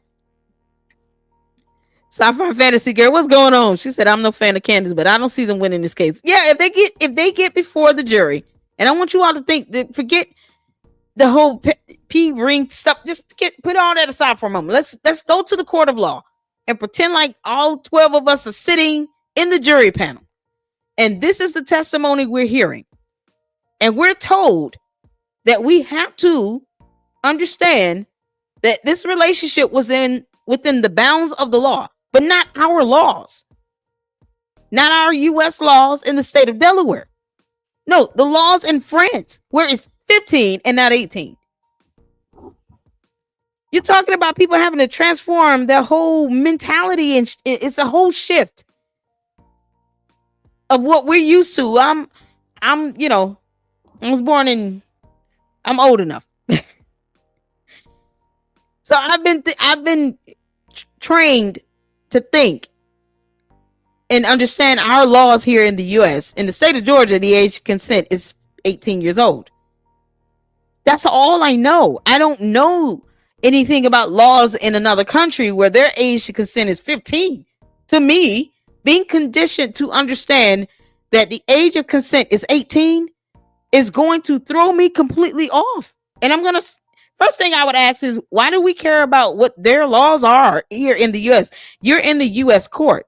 That means you agree to have this case tried under our US Constitution and in the law, within the confines of the law for the state of Delaware. Because we're not under any obligation to uphold the laws of France and vice versa. I don't know how this is the technicality of this case being tried in the US court, and you're bringing in the bounds of law from a whole nother country is going to be so perplexing to this jury.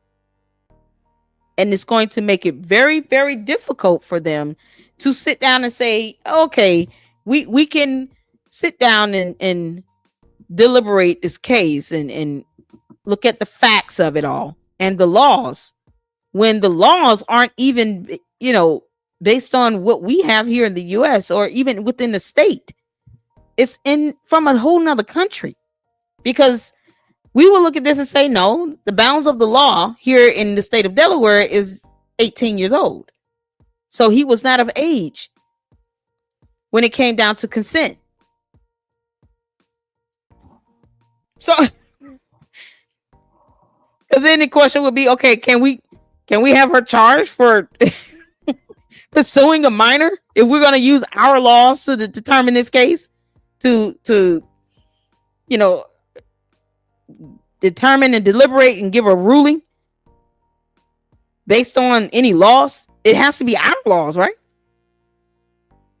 Would that mean that we get to penalize her for trying to pursue a 15-year-old who, based on our laws, was not old enough to consent? Is that what that means? Like, do you understand how perplexing that's going to be to the jury? This is crazy. This doesn't make sense. You good, Tia Orca? We got evidence. It became video imagery with the police album on the MTV. Don't stand too close. So close to me. Fleetwood Mac said 17. Did he? You fine, Tia Orca. Listen, y'all engage in the chat. You good. You're good. One thing I tell you in chat, this law system is based on Talmud laws. The lawyers are trained in religion. Can someone, hey, whoopie doo? Can someone please explain to me why Jasmine Crockett trying to look like Candace Owens now? They look like twins now. I don't know. I haven't looked at Jasmine Crockett, didn't do anything. I have no idea. Did she lose a bet to someone? I don't know. You talking about Candace Owens? It's like Candace is just going hard in on this. Honestly, that won't be hard because it's a defamation suit about the first lady's gender at birth. Yeah, I mean, and that to me is perplexing as to why they're giving this background information. Kandia, that's what I mean. Like, they have to consider all of the background facts in this case. So why even mention this? Because our laws are not the same as theirs. They're giving a whole lot of background here that, to me, I would say could probably hurt the matter when you're talking about, because it's not just defamation, I don't think, of her being accused of being born a man. It's also the PDF allegation as well. That is a part of that defamation, and that she groomed the president. So all of that is included under that defamation. And that's the allegations that we read in the beginning up here. So you guys have to remember, it might be the allegation of defamation, but what are the statement of claims being made under defamation itself?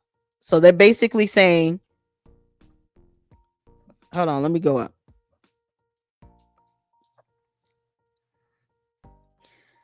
Who child? Because you got to keep this in mind now. When it goes down to court, they're going to be throwing out all of these statements that she's made to include to say these all encompass the defamation claim. So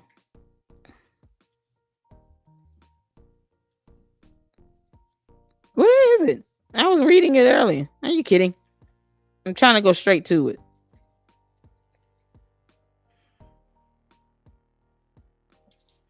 They're going on and on about her. Okay. Okay, here it is. So here's what's encompassing the defamation, right? Thank y'all for being patient with me right quick. All right. Mrs. McCrone was born a man. That's one. Stole another person's identity. That's two. Transitioned to become Brigitte. That the first lady and the president are blood relatives. 4. Committing incest. Macron was chosen to be the president of France as a part of a CIA-operated MK Ultra program. 6. Mrs. Macron and President Macron are committing forgery. 7. Fraud. 8. And abuses of power to conceal these secrets. So it's not just defamation of her being born a man. It's all of these other statements as well. So part of that is they're giving background facts to show they're not blood relatives. They're not committing incest. This is how they met. This is how old he was. This is how old she was. But all of that is going to, you're talking about a matter of laws being applied with some of these allegations. such as the age of consent. Our laws are going to trump out any laws in France because this is being heard in a court in the state of Delaware inside the United States of America. So under our U.S. Constitution and the Constitution of the state of Delaware, this is how this case is going to be, adjudicated and heard in the court. And you want a jury to sit down and hear this and determine if there were some level of defamation here. Even if one of those claims is that, their blood relatives committing incest, you gotta touch on how they met and that they're not relatives. That's part of it. But that goes into the whole idea of her, the grooming theory. I mean, can she say she groomed them? I don't know. But in the country of France, at 15, he was old enough to consent. In the US, gotta be 18. So yes, by our laws and our standards, she could say that's grooming from what the law states here, but in the laws of France, it's not. Legally, is it disturbing morally and ethically? Yes. But there's just a huge, like in the court of law, they're going to go first to the legal aspect of that before they think about the morality of it. The judge will probably be disturbed here and that. Judges hear disturbing stuff all day. But at the end of the day, the judge has to utilize, and interpret the law here. So our laws are 18. I don't, that's why I'm saying I don't get why, it sucks that they have to, deal with this, I guess. Like I said, if she wants to tackle, perverts and stuff, she can start with the US. I mean, it's, lots to report on over here. But I think because this story was so salacious and it was picking up, some news worldwide, she ran on it. But it's like, okay, at some point you gotta reel it back in. You gotta pull it back in, Candace. You made your point. You got an 8 series of this. Even if you wanted to continue with the facade that you don't agree with her being born a woman, it's at a point where you're going to a court of law. Like they're filing a lawsuit now. At any point, Candace could have said, we're gonna move on from that topic. I still, in my belief, I think she was born a man, but whatever. Moving on. And then you just keep living and go on to the next topic. But she didn't do that. She keeps doubling down. And it's not helping.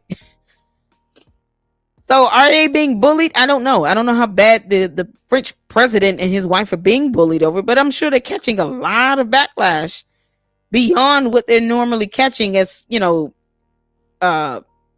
figureheads and leaders of, he's a leader of a whole country. I mean, Trump catches it. Every world leader catches some backlash. They have protests. They get people who won't agree with anything, won't like them. That's kind of to be expected. But I don't know. I'm mixed on this. Let me just say that I'm mixed on this. So I just wanted to kind of go over some of the photos. Like I said, it's gonna be disturbing to hear them force this relationship when she was 30 something and he was 14, 15 years old, whatever the age is. It's still based on US laws, not the age of consent. And if you're going to go to a US court, US law here is what's going to be upheld and take precedent. We're not going to uphold the law of France. We're not under any obligation to do that according to our US Constitution either. So, of course, Brigitte Macron is the target of a vicious conspiracy crafted by those threatened by her influence. I mean, they're making their claims. She's making hers. She's, of course, accusing her of being a transgender woman and perpetuating some identity theft, purporting to be a brother. Her brother, his brother, somebody's brother. You got a whole spiritual medium involved in this. I mean, come on. Fantastical this is going to get. Oh my God. There are a lot of things I can say. I when it comes to Candace, it's just like listening to anyone else that says whatever. You don't have to. A lot of the stuff I don't agree with, but the one thing I have agreed with her on is Israel's ability to be able to fight for themselves.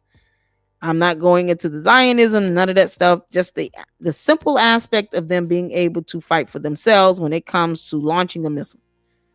Don't ask the U.S. to do that on your behalf when you have the capability to do it yourself. Then that is the only thing I think I can say I have agreed wholeheartedly with Candace Owens on. But anything beyond that, I'll leave it up to you all. I don't think the U.S. should be getting involved with, another country's willingness to go to war with another country when they're capable of fighting their own battle, a battle that's been fought for thousands of years. But there's a lot of things she said. She says a lot of controversial things. That's why I can't, you got to pick and choose what you choose to take seriously. That's my whole thing. I don't even take everything she says seriously. She's a social media influencer. So, yeah, oh my God. I'm just going down to the photos, y'all. Here's a post. It took 3 seconds to Macron to dispel these rumors, and yet they seem unable to. Well, I mean, they sent photos. Like I said, I think what Candace is, whatever she's looking for as evidence, I don't think she'll ever be satisfied with it. Short of this woman being, like I said, cut open, and Candace is standing there watching the doctor show her ovaries, fallopian tubes, and her cervix. Maybe some scar tissue, residuals of her being pregnant, having given birth. She probably would think that woman is a decoy if she were to see that. So would anything be good enough to be sufficient evidence? Aside from you trying to sit down and have an interview with them, which is not something they owe her. They don't owe her an interview. They don't owe her any answers to questions. I don't get, like, what else would she be willing to accept as evidence other than the photos? Like that's the most people would show. Here pictures. If she said once upon a time, didn't she say all they got to do is show some photos or something? Okay, they showed some photos, and then she didn't accept it. She's like, "What are you gonna do? Show more photos?" Like, so you admitted they've given you photos, and you was like, I'm not buying it. What is this gonna take here? They had to cut this woman open just to... Did you know Heather Locklear was Cherokee? Oh God. Wouldn't time have run out to be able to prosecute her here in the States? Yeah, I mean, well, yeah, it would have ran out. But see, here's the thing. When they're talking about the laws here that are being applied, naturally they're speaking to the laws of France that we weren't obligated to honor in our court. So, of course, we wouldn't prosecute the First Lady of France for trying to get with a minor, but it's so crazy. It's so weird because it's like there are going to be a lot of other issues to tackle in this lawsuit where the jury is going to be like, okay, are we applying our laws here or are we considering the laws of France here? I mean, there needs to be some level of consistency with it. And it's going to be very difficult for them to do that. No, it's not for us to prosecute First Lady of another country for doing something based on what their laws would be acceptable. So, no, we can't hold them legally accountable for that. But I'm just saying, like, it just goes to show how confusing it's going to be to the jury when it comes to the application of law, because we are conditioned to understand our laws and apply our laws. And sometimes, U.S. citizens don't even do that. We ignore our own laws, but we're certainly not going to sit here and care about the laws of France in our U.S. court. That's going to be the issue.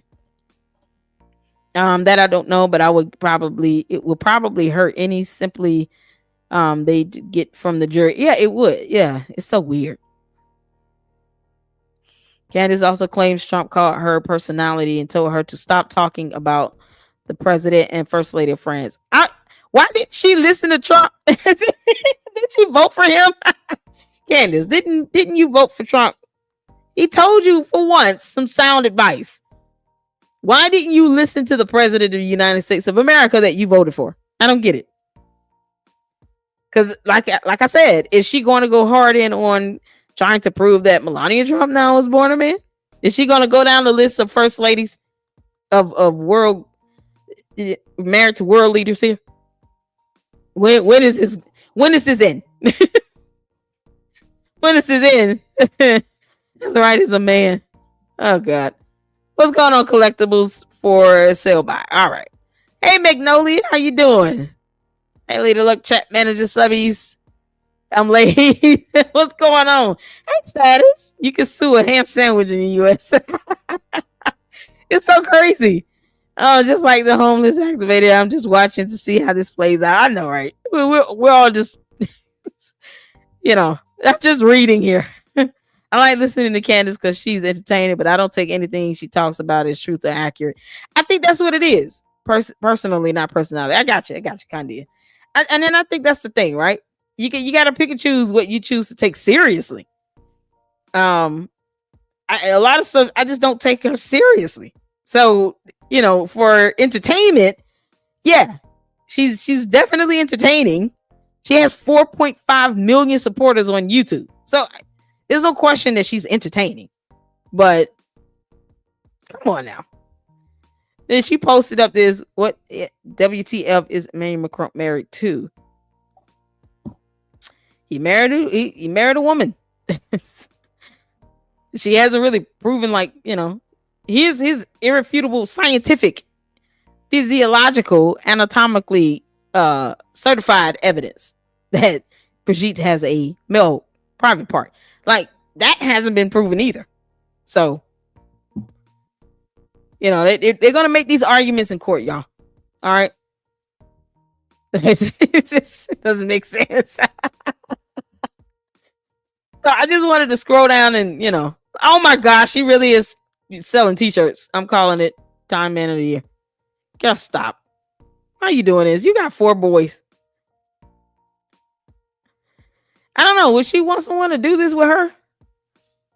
She wouldn't like this at all if somebody started doing mini series on whether or not she was born a man. Candace Owens would not like that. Like, seriously. A world leader, wife. Come on now. I don't even think it's that serious. I think she just made it so. Yeah, I understand when it comes to the influence and the power that someone has on a platform like this. And I told you all this, when it comes to, and I'm not saying she's anything along the lines of a cult or anything, but I'm just saying when it comes to mentally getting people on board with you, whether the messenger, believes what they're saying or not is irrelevant. The idea and the concept is it persuasive enough to have others believe what they're saying?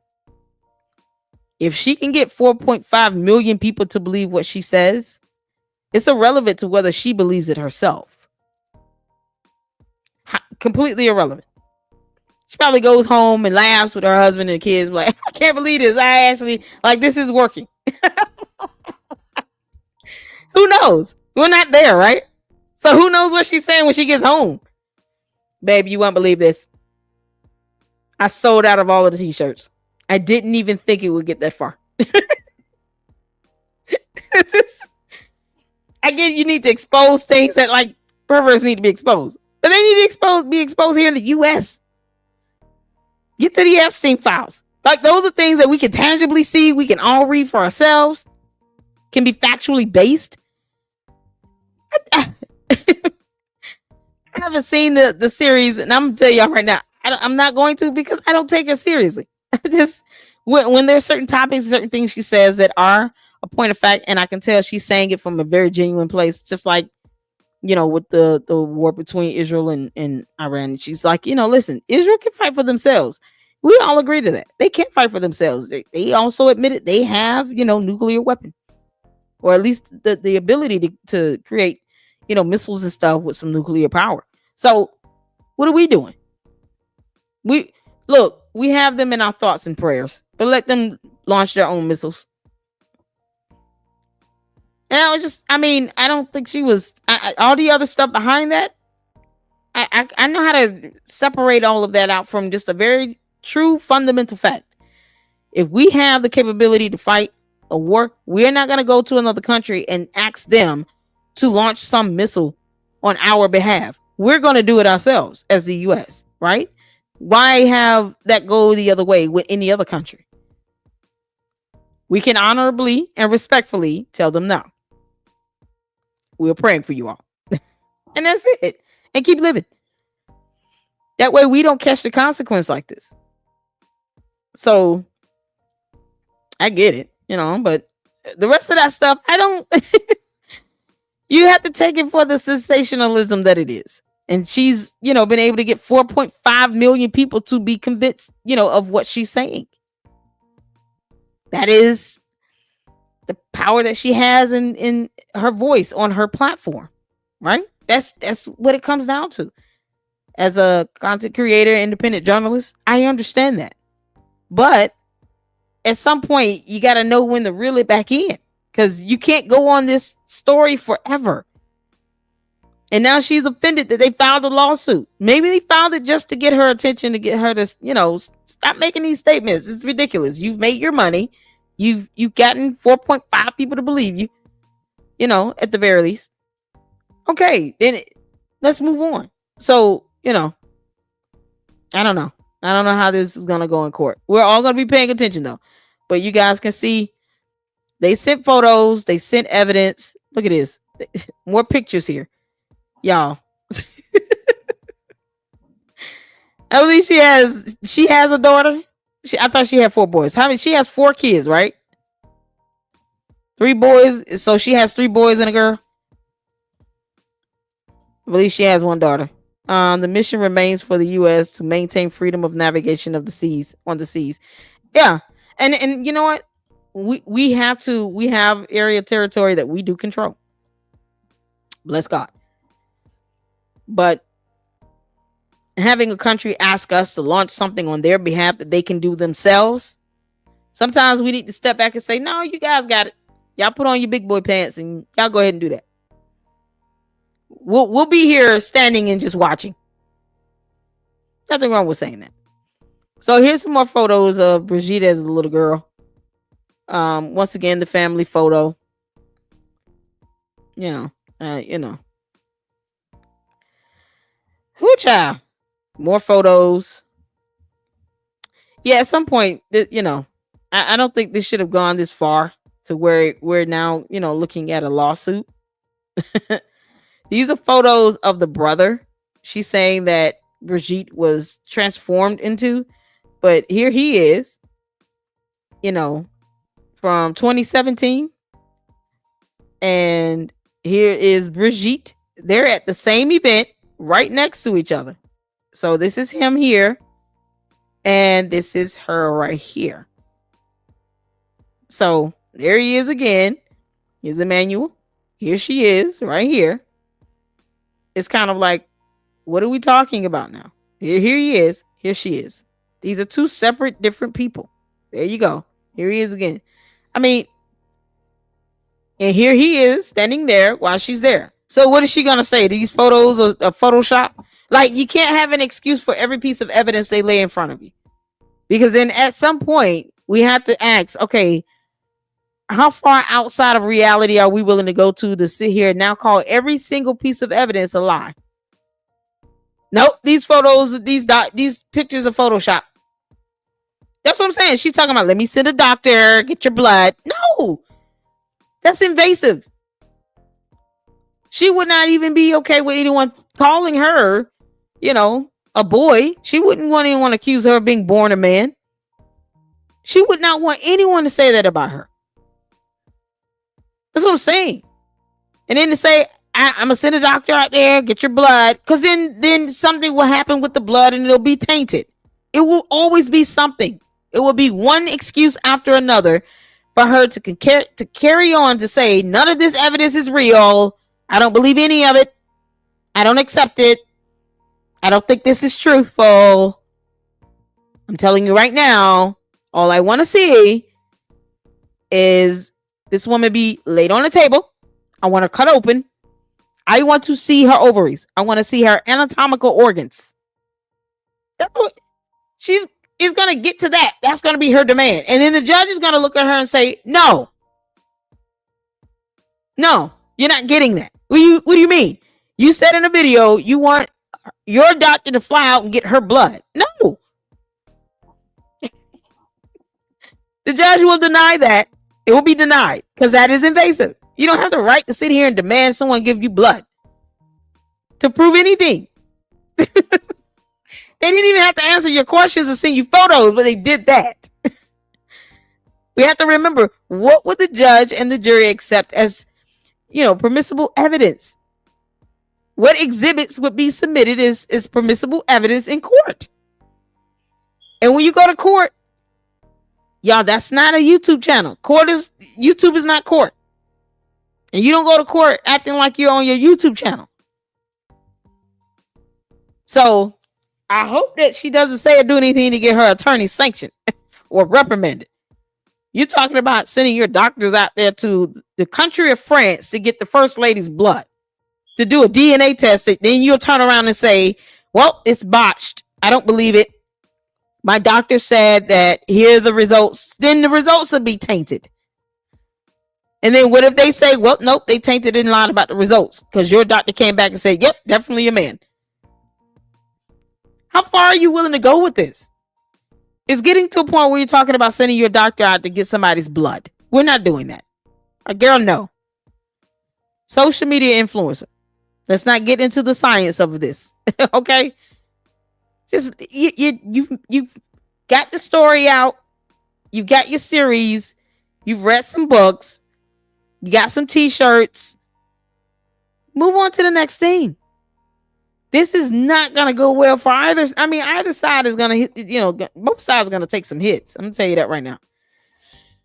But good grief, the judge is not going to sit here and just entertain your demands for evidence or any of that. Then they're not going to entertain all of that. They're not going to sit here and subject this woman to giving up blood and any of that. They're not going to do that.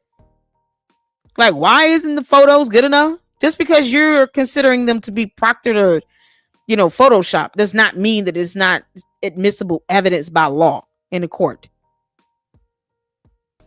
That's what I mean. Don't go into court thinking it's your YouTube channel. She's going to find out the hard way. Oh my God. Yeah, so all right. Here's some more pictures they sent. She said, don't like it. Move on. She gave birth 3 times. I mean, come on. This is her and her daughters. Like, her kids probably are like, what is wrong with her? Like, what is she calling mom a man? You're trying to say this woman didn't even give birth. Even if you are, get a transformation change, you can't have kids. She gave birth 3 times. Like, it makes no sense. This probably has an effect on her children, her grandchildren. She has grandchildren. She has family too, Candace. She has family.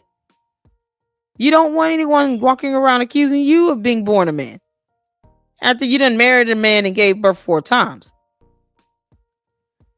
You have to think about that. You have to think about how this would look to the judge and your whole demands for evidence and,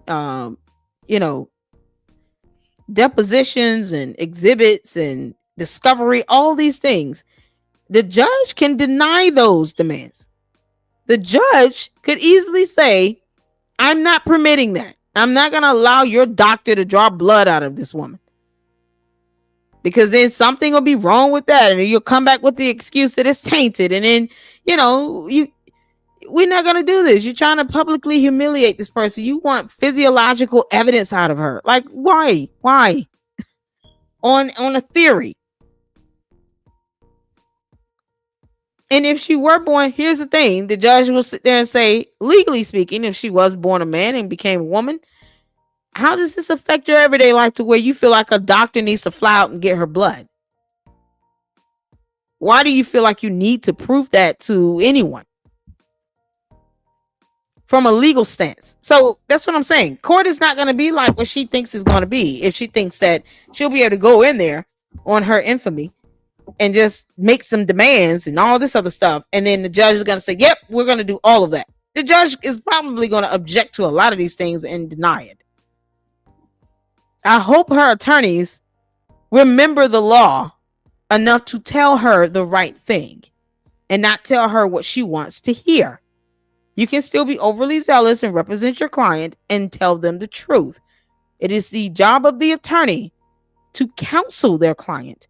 That means you're educating them on the law and court rules and procedure. Not telling them things that they want to hear for the sake of just telling them that, having them think that they're going to go in and just slam dunk win. That's not how it should be in a court of law. We don't want our court of law to become a circus court. We don't want to turn it into a circus.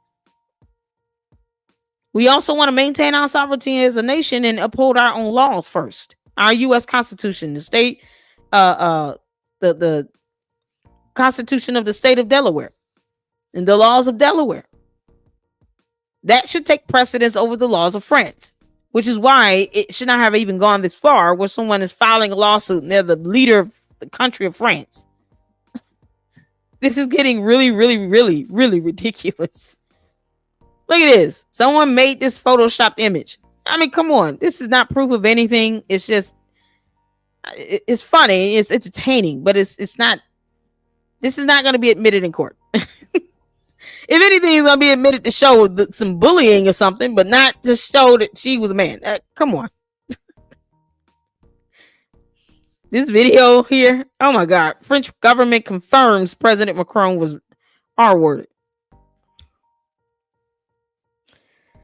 So he's going to have to go in and testify to that. The president himself is going to have to go in and testify to how he was not R-worded. Y'all, this is why when it comes down to this, we have to remember the power that we have on our platforms and what we say. Despite all the censorship and prosecution in France, we already trending. See, trending. This is good for her ratings on her platform. We're already trending. Not one time did she ever say, for the sake of First Lady Brigitte Macron's children, I'm going to move on. Not one time. Like, come on now. Because, I mean, anyone can just go write a book and say the same thing about Candace. Candace was born a man. Here are 8 series of a show where we've proven it. Blah, blah, blah. She would be livid. She would be mad. That would be the rest of the year for her. Going off on whomever writes a book and puts up 8 series on how Candace Owens was born a man. She would literally go scorched to earth mode. And she knows it. And so does the 4.5 million supporters she has over. They would be scorched to earth mode. It would be Operation Yellowstone. Operation Yellowstone. The earth would come to a shocking end because someone did 8 series of a show and a book and many, many articles talking about they have proven that Candace Owens was born a man. Like, she would literally cause Yellowstone to ignite. Candace, you gotta get girl. Please move on. You have got to end this. This is not gonna end. This is gonna go on and on and on. You gotta move on to the next thing, Candace. You have a powerful platform and a voice, and you are sitting here harping on this, but you would not want anyone to do this. Look at this. Today is the Becoming Bridget finale, where we do our best to answer your lingering questions. Is Bishop Macron his father? What happened to the real Brigitte? The same. Replace all this with becoming Candace. Is Candace Owens his father? What happened to the real Candace? Like, you can literally replace that and put her name in it, and she would be flat, scorched earth mode. Candace, this can't go on forever. She would be so mad, y'all. She would be so mad. When I think of a solid conservative, I point to Victor Davis Hanson, not Candace Owens. I know. I mean, we see this as entertainment, Candace, but not something that should be landing in a court of law. we don't see this as court worthy. Princess Nick, how you doing? There is already accusations of Candace being a man with pictures. This is what I'm saying. What if somebody started doing this to her? You got the president of the United States calling her, saying, and she admitted to this. You know, Owens ended with a direct inflammatory call for President Macron's removal. She dismissed his authority. It's just ridiculous to pretend that he has any power. Are you serious? He's the president of France. France taught the U.S. how to be a republic nation. They helped the U.S. win the American Revolution. It was a whole war, Candace. France helped us become a republic nation and establish a democracy. It is a part of our history. It is a part of our history, Candace. What are you doing? Oh my God. She would not like it if anybody did. You know what? I'm sure someone would go out and do a series on her. Becoming Candace Owens. Somebody in France might do it. And then they might become worldwide and popular for it. And make a lot of money for it. I mean, Candace, this could happen to you. You do realize that. And you have 4 children. 4 children that will have to grow up and watch someone put out a series, an 8-part series on you being accused of being born a man. Would you want that for you and your children? And it becomes international news. Would you want that for you and your children? There are more people in France than there are that supports your platform. There are more than 4.5 million people living in the country of France. What if 8 million of those people start tuning in to an 8-part series on someone accusing you of being born a man, Candace Owens? I don't mean, as salacious as this is, now it's a matter of a lawsuit in court. You can't get mad because they filed the lawsuit. They have the right to file a lawsuit and seek legal recourse. But just as much as you find this lawsuit to be ridiculous, many people find your accusation of her being born a man ridiculous. It was supposed to be entertaining, not something that led to a matter in the court of law. Look how you made money off of this. You sold t-shirts. You got cups here. You sold from this. Money you made from this. You made your money, girl. Go ahead and talk about Epstein. Something that would be a benefit to the United States of America. So, you want people walking around talking about you born a man? And you got 4 children? Come on now. Y'all, this is something else. All right. So, as always, I'm just going to read down the prayer for relief. It's 219 pages, so I'll get this up.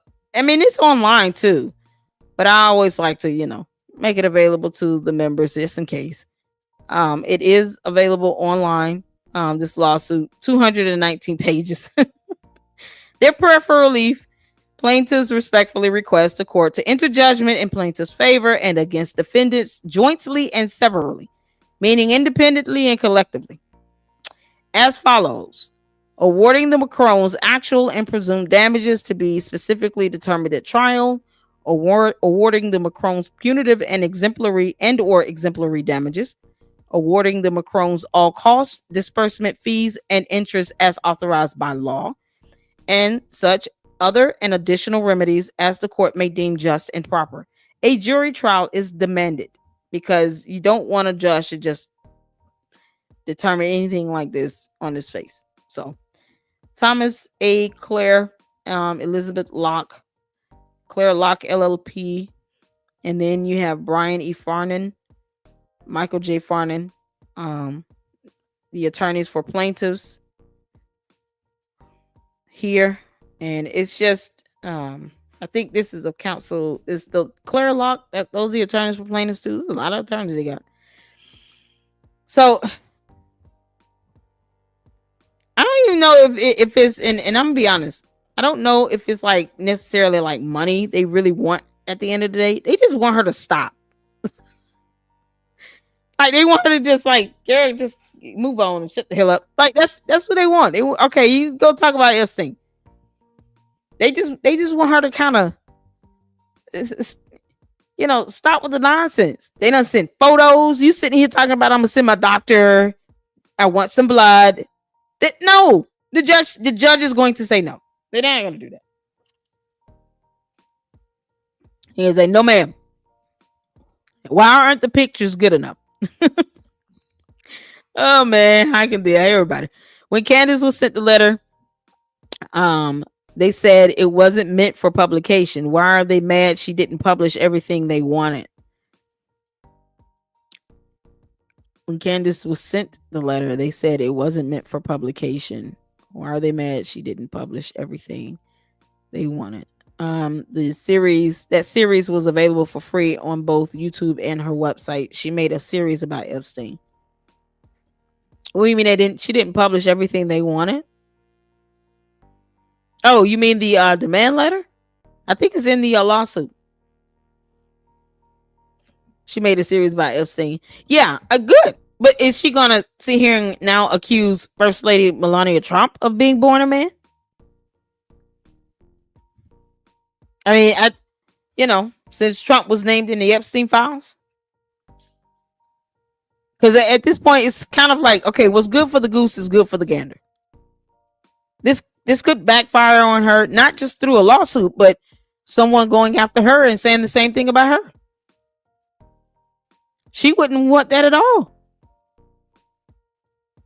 And I think that this is, like you said, Magnolia is of a Princess Nick. Someone's already starting these accusations. I can guarantee you someone's going to do a series talking about becoming Candace Owens. A clapback.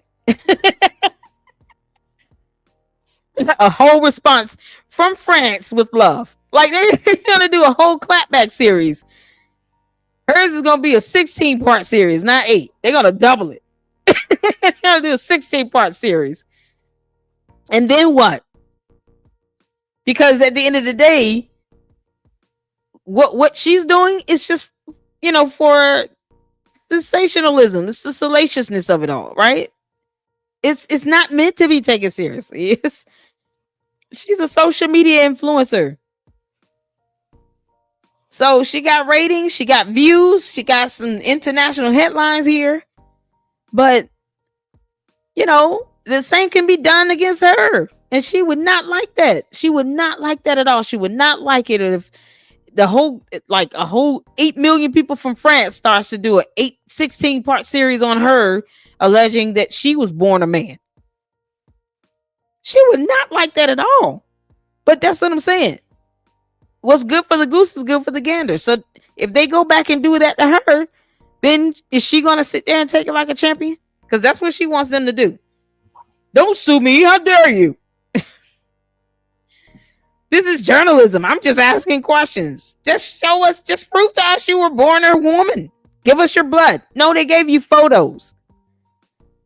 And the judge might deem that permissible evidence and might deem that to be enough. Sufficient evidence to meet their burden, which is a preponderance of the evidence, Kansas. It's not beyond a reasonable doubt. They might not even take your accusations that seriously to even let you think that you're going to get that much discovery out of anybody. They're not going to let you invade this woman's body and get blood. No. The French believe that they can believe whatever they want. But she put the story out there on a platform where she has at least 4.5 million listeners. I didn't know that this is what they were thinking until she started talking about it. And then it got to a point where now she's being hit with a lawsuit. See, there's a difference in that. You're being entertaining. You're going reading into and talking about some salacious news, couple conspiracy theories. It's what people do. But when it gets to a point where you're talking about it being a fact, that's their belief. There's a difference in the belief of something versus you calling it a matter of a fact. And you have evidence and proof. But yet, Candace is doing the same thing she's accusing them of doing. Oh, let's get to the discovery. Because I want my doctor to get blood out of you. No, you're trying to use the discovery phase to actually get evidence to support your claim. You're not accepting the photos, Candace. You're not saying the photos are enough evidence to prove that you were born a woman. You initially asked for that. She wanted photos first. She got the photos. That wasn't good enough for her. Now they're photoshopped and fake. Then she gets into her video. You just let my doctor come out, take your blood. She says this. Let's just play the rest of the video. Take your blood. And no, what do you mean? They don't have to give you blood. That we could ascertain facts. We did all of this before we aired the first episode, which makes the opening lines of their lawsuit especially egregious. It's just the audacious. It's like the audacity of the lies that Claire Locke is now telling. This is what they write in their opening complaint. This is Claire Locke, right? Never mind her 8-part series and her saying the same thing. And the same thing that could be said about her. What's good for the goose is good for the gander, Candace. You should know that as being a social media influencer. You should know that. Can you pull up the opening lines where they say that we didn't allow them? Yeah. It says, in March of 2024, Candace, a right-wing podcaster, told the world that she would stake her entire professional reputation on the fact that Brigitte Macron is, in fact, a man, and then goes on to say, rather than engaging with President and Mrs. Macron's attempts to set the record straight, Owens mocked them and used them as additional fodder for her frenzied fan base. Okay, that's very interesting. So now we can just go ahead and show you when they contacted us. Actually, what they said was, she does not have to answer your questions about whether or not. No, she doesn't have to answer your questions, but their attempts included sending you photos, Candace. That's what they mean by their attempts. See, when they saying they sent out their way of engaging with their attempts, their attempt was of setting the record straight was to send her pictures.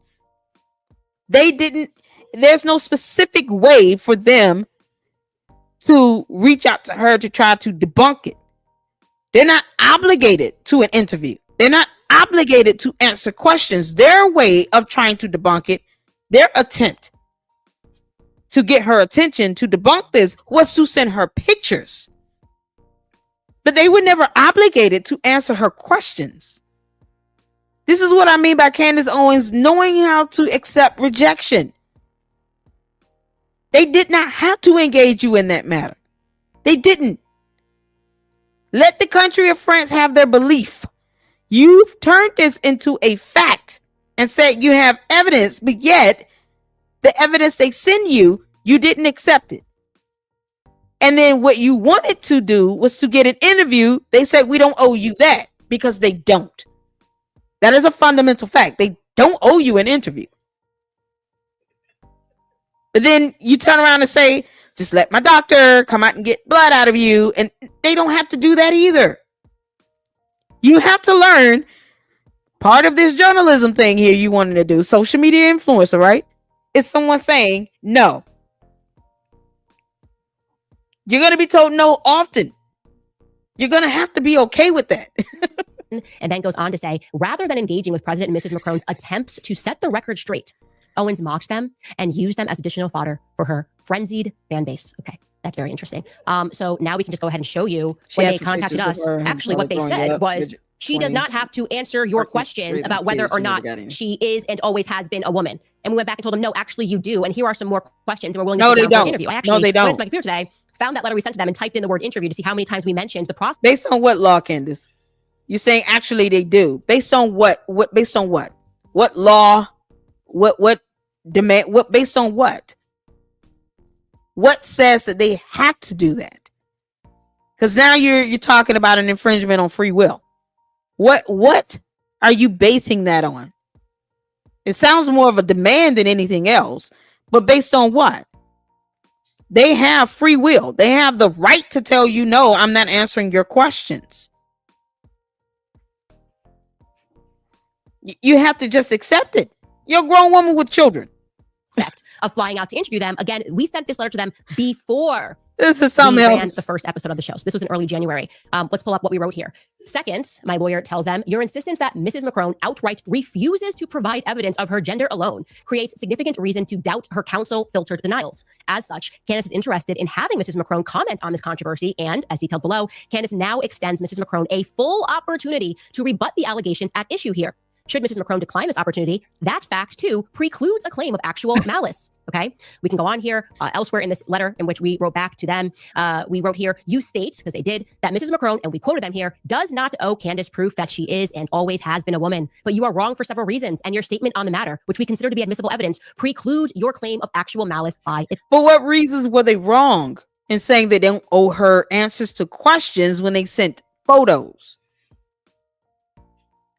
Based on what case law, court rule are they invoking by saying you must answer questions, as opposed to just, here's how we're going to engage this and debunk the allegation. We're going to send you pictures. So what law is being invoked? What case law is being invoked by saying that they're obligated to answer her by answering questions? That they're demanded to do that particular thing. Based on what? Like that is what they're not citing here. They're trying to say, well, you can't say that's actual malice because she tried to get them on the record to answer questions. But they don't have to answer questions, but they did send pictures. So they have engaged. They engaged in the method. They chose to do so. They're not bound to adhere to our laws, and we're not bound to adhere to theirs in a whole nother country. So based on what is she saying that they owe her something? As far as a response, they don't owe her anything. They could literally just ignore her and just this shit happens and that's it. And keep living, right? They literally did not even have to engage her. They didn't have to say anything. They didn't have to respond.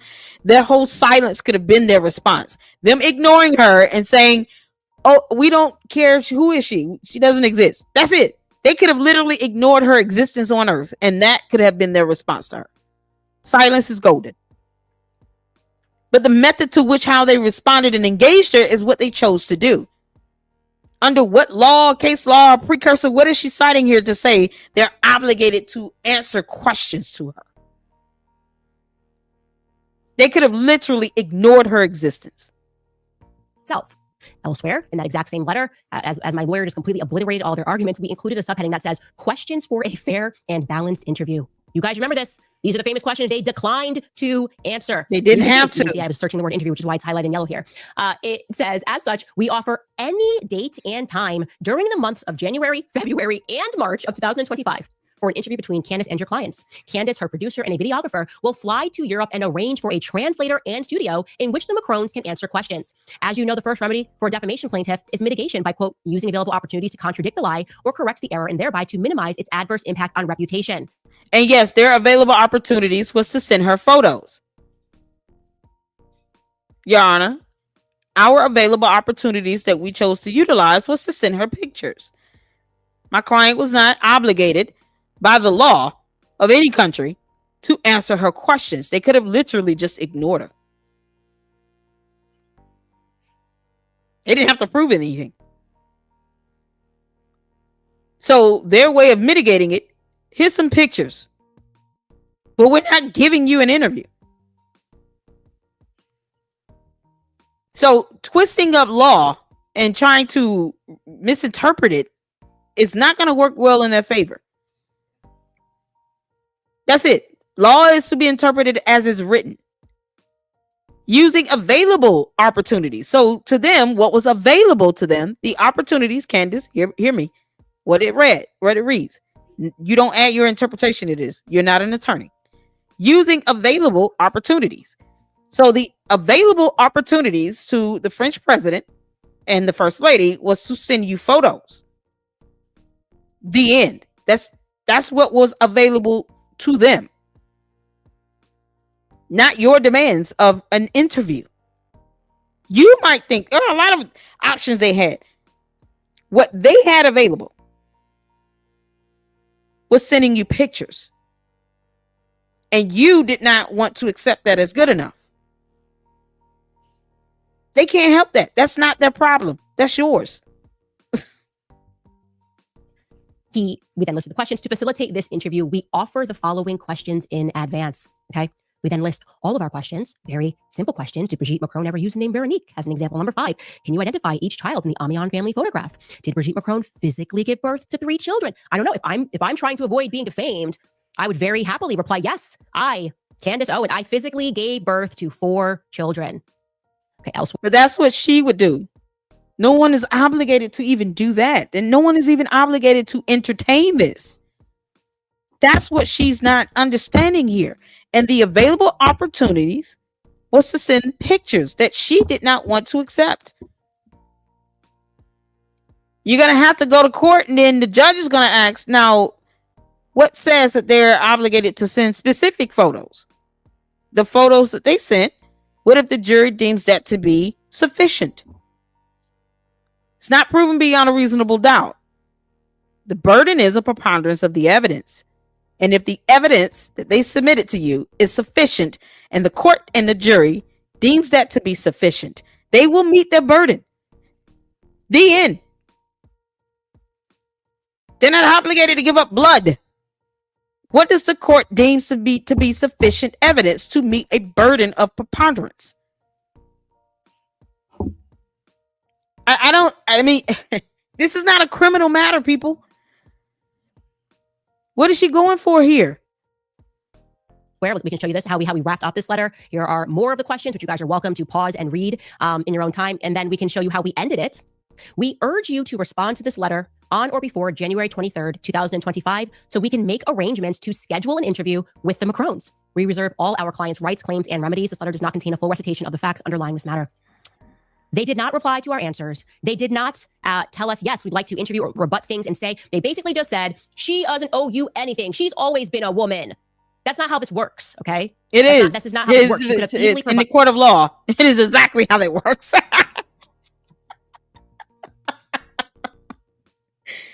Because guess what? They cited the law. Let's go back to what she had up. Y'all see this? This is what I mean by the jury is going to be so confused and annoyed. Children. I don't know if I'm trying to avoid being defamed. Crow never used the name Veronique as an example. Pause. Okay, you guys see this? Gertz 4181 US at 344. This is US law, all right? They're going to get in there and they're going to say, Your Honor, based on what the law states, using available opportunities to contradict the lie or correct the error and thereby to minimize its adverse impact on reputation. They did that by submitting photos. So despite whatever she's claiming, if what they're claiming to be defamatory is the accusation that she was born a man and not a woman, if that is what they're disputing, because that is what they're claiming to be the most defamatory statement made, because that can be proven to be false, and their evidence submitted was some pictures of her being born a girl, a woman, that was their available opportunity that they utilized based on the actual law as written. She can't go and demand more, saying this isn't good enough. It doesn't matter. This is why I said going to court is not going on a YouTube channel. YouTube is not court either. Go to court, Candace. Because I think she's going to be for a little rude awakening. God. I understand that the accusation. Listen, I'm going to say, because I'm going to catch y'all comments right quick. She asked for pictures of her and her brother growing up, and Bridget in her 20s, pregnant, raising her kids. She never got any. The pictures that they showed that's in the actual filing are pictures of her as a little girl, pictures of her getting married, pictures of her. I don't know. Who knows? She may not even have photos to show of her giving birth or being pregnant. But if she does, maybe they want to keep that private. It maybe it go to court. And it'll be something that they show on, on camera view to the judge, but not be admitted for public view. They do have the right to privacy. This is the thing. This is why I keep saying court is not YouTube channels. So she got the photos that she received that's in this 219-page pleading.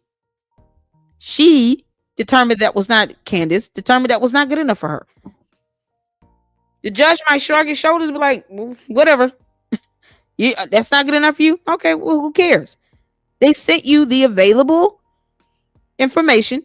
They took upon the available opportunities they had to debunk your lie of her being born a man. Because that seems to be the most defamatory in all of this. So, oftentimes what happens when you go to court, you can have these lawsuits where the focus is narrowed down to one or two allegations. Might not be everything that they named in the actual pleading that might be brought to the jury's attention here. More so what can be proven to be false. So whatever evidence that would be deemed sufficient by the court, by the judge and the jury to meet the burden is all they would have to prove. Anything beyond that, I would rather the judge and jury say, you all need to do XYZ to meet this burden based on this court rule or this law or this procedure. Not because Candace said so. That's not how it works in court, Candace. It won't be because you said so. That's what I mean. She needs to understand you might get rejected on a lot of things involving this because the judge might, allow objection from the petitioner's counsel and might sustain those objections and might deny some motions and pleadings that you and your attorneys might file, some demands or requests that you might make to the court. The judge could possibly deny a lot of that stuff. You're going to have to be okay with that, Candace. Those pictures are already public records, part of the book she presented. Candace is not claiming Bridget was never born. She believes her identity was stolen by her brother later in life. I get it. She's claiming she was born a man and not a woman and all this other stuff.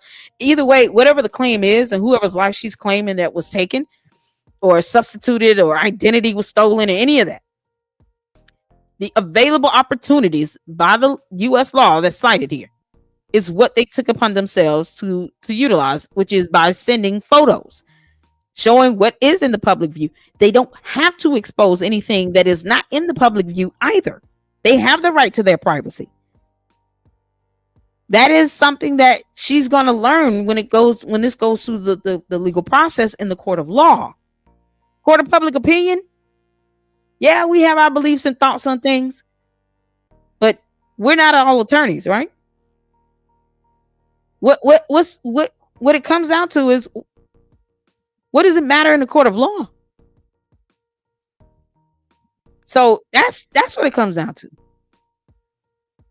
So that's what it is, and I hope her attorneys help her with the understanding that. It's like, girl, you a social media influencer. Oh Lord. She's actually reaching more than 4 mil that sub to her because other content creators have made videos using her series as the catalyst and sometimes proof. Okay. 2x4. You so much. Oh my God. Come on, man. You so much lack of knowledge and just blah, blah, blah. Like you jealous of Candace. You have nothing to offer but discredit the ones who educated others with facts and truths. Get lost on my channel. That's funny. Oh no, 2x4. I would ask you to resend this comment with all the spelling errors corrected, but okay. No, I'm not getting lost. It's my channel. It is what it is. I have no reason to be jealous of Candace. Candace is being sued. That's nothing to be jealous of, 2x4. Think about the logic in what you're saying. That makes no sense. No one is jealous of anyone that's being sued by another country leader and their spouse. I would not want to be the one sitting here looking at a 219-page lawsuit. There's nothing to discredit. You don't get jealous of someone being sued in a court of law. That's nothing to be jealous of, dear. So weird. People are weird. Thank you for stopping in, though, about 2x4. Thank you so much. Jesus loves the trolls as well. Bridge of the public figures. Yeah, they are. They're public figures are subject to ridicule, right? But like I said, what's good for the goose is good for the gander. So if someone makes an 8-part series on Candace Owens being alleged to be born a boy, a man, and then they put out books and articles and people start talking about that all over the world. She's also a public figure. She's a social media influencer. Maybe not elected, but she's a public figure. She's an international headliner. So what's good for the goose is good for the gander.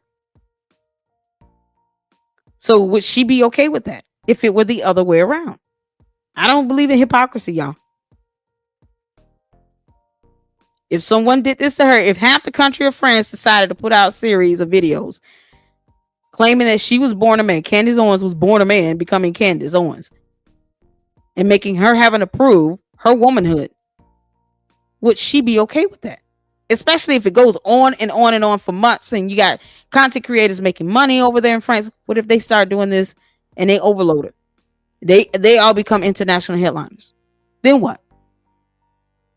Come on now. The Macrons already lost in court in France. They lost an appeal, and it was the first lady. She lost an appeal. But the appeal was on. You got to read the appeal and what the court reversed regarding the appeal. It was about the malice. I don't think the judge ever said, yeah, it's okay to accuse her of being born a man. So you got to read that. This is what we in the Lady Luck Club. This is what I do. I read the court documents. I don't believe when it comes to matter of law and what goes on in the court. I don't come with my beliefs on it. I read the actual document. So the appeal was based on whether or not the burden of the proving actual malice. I want to believe it was what that was about, which is why the court reversed it.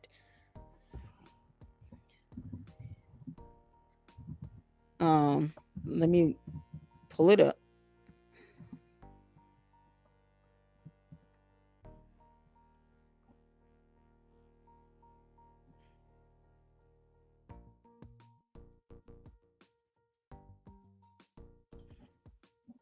Because I want to be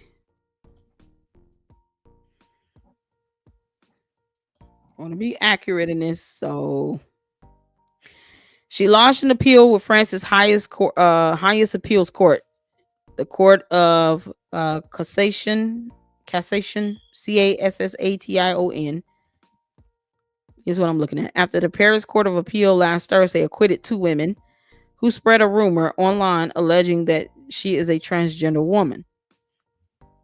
On Thursday, the Paris Court Appeal overturned earlier convictions against the 2 women for spreading false claims, which went viral online.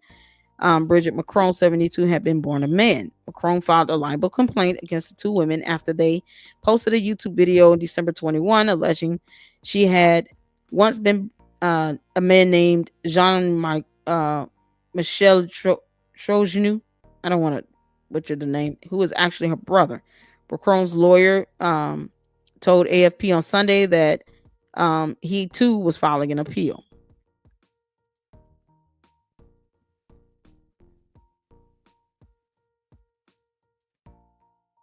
I'm trying to get to the appeal itself.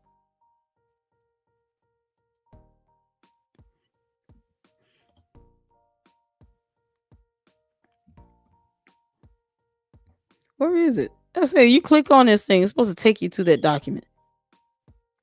They were acquitted. I'm trying to see exactly what it states over. And she's not the first, figurehead to be accused of being born a different gender, right? I mean, it's just like I said, others have ignored it, and they could have ignored it. That could have been their way of responding, but not responding. Okay, so the Paris Court of Appeals on Thursday let them off, including over a false claim of grooming a minor, arguing that they made the mistake in good faith. That is what they were able to win the appeal on. It was based on the fact that they went back to court and said, listen, we made the mistake in good faith. We're journalists. We were simply giving our opinion. We had information we came across, and as journalists, we reported on it. And we made the mistake in good faith. They admitted to this. Is anyone saying this? Is anyone saying they made the mistake in good faith? They went to court, these two journalists, and said they made the mistake in good faith. But they admitted to making a mistake. You all see that? Let me make myself smaller, make that bigger. Y'all see that? It's not the defamation. It's defamation if you can't prove that they are, and it's hurting their character. If they've proven I was not born a man, it's one thing to accuse someone. It's another thing to say it's a fact. There's a difference. See, Candace is not just saying, oh, I made a mistake in good faith. That's what these two journalists are saying here. You guys are reading this for yourselves along with me. So right here on www.rfi.fr, it's France's article journal. But you guys see here, Paris Court of Appeals on Thursday let them off, including over a false claim of grooming a minor, arguing they made the mistake in good faith. But they went to court and said they made a mistake. But they didn't keep doubling down on it, saying we have we have legitimate proof, and we're saying that it's a fact. That's it. That's what Candace is doing. She's saying it's a fact. So they're making it in quotes because they're citing what they said in court. That's how, when you're quoting someone, you put it in quotes. It's not in quotes except the good faith. Yeah, they went to court and said that. You probably could see that in the court document. Because otherwise, what are they going to say? Well, we said this in good faith. Why would any judge say they made the mistake? Because I don't think they would let them off if they did not say, well, we made these statements in good faith as part of journalists. But I'm sure you got to remember now, they had been ordered in the lower court to pay up damages. But they went back and said, well, we made the mistake in good faith. We made these statements, in error. So if you read the court documents, it will have on there, or the court transcript. I challenge you all to get the court transcript. And then it'll say exactly what was said in court. Otherwise, they would not have reversed the decision. Because then what will be the point of doing that? I'm sure they said in the lower courts, we reported this in good faith, Your Honor. Okay, but it's been proven to be false. And it's caused damages. So whatever the laws are in France, let's not forget, the laws in France are not the same as here in the US. So whatever their burden is to have damages paid out might not be the exact same thing. I don't know if it's more stringent or more loose than it is here in the US. But even for public figures, she's saying it's a matter of a fact. She's saying she has evidence. And once you've proven that it is provably false, the defamation here in the US is based on whether the statements made are provably false. And then she continued on to say this. Malice is ill intent. Y'all want me to look up the definition of malice? We got to do it.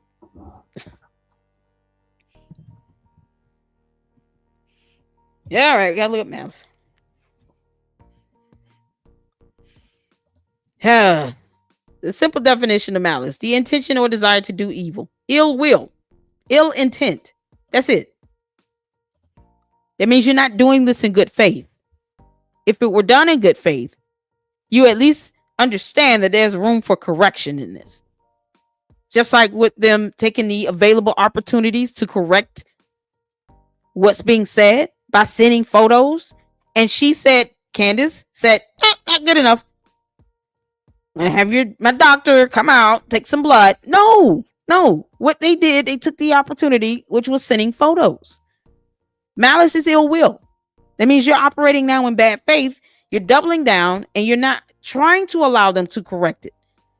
You're not accepting the evidence that they sent you to correct what you're saying.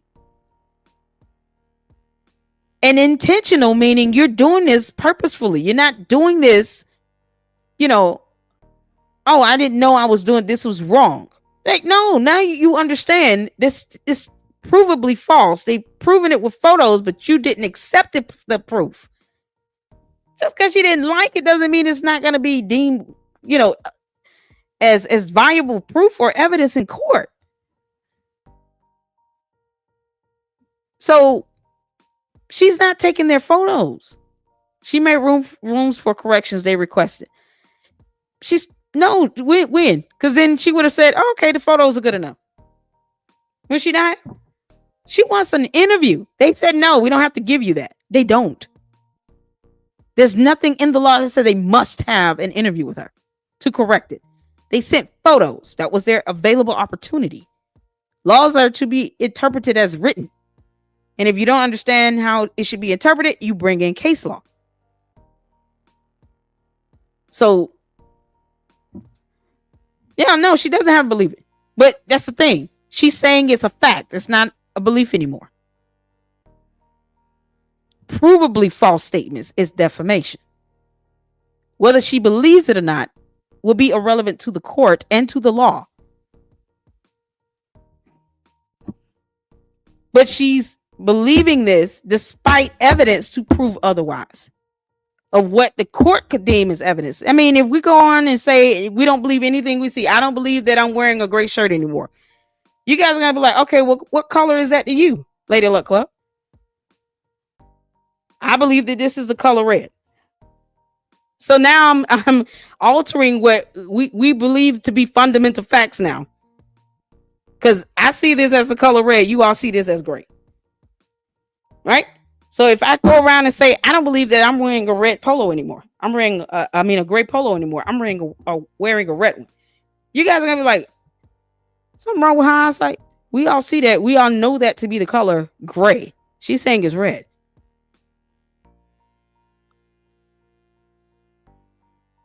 So,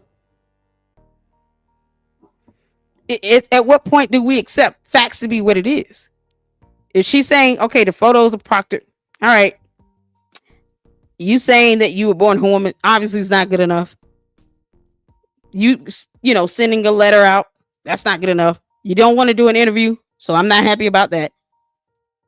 Let's say if the doctor goes out and takes some blood, that's going to come back. Is that going to be tainted? She's not going to believe that to be correct blood from Brigitte.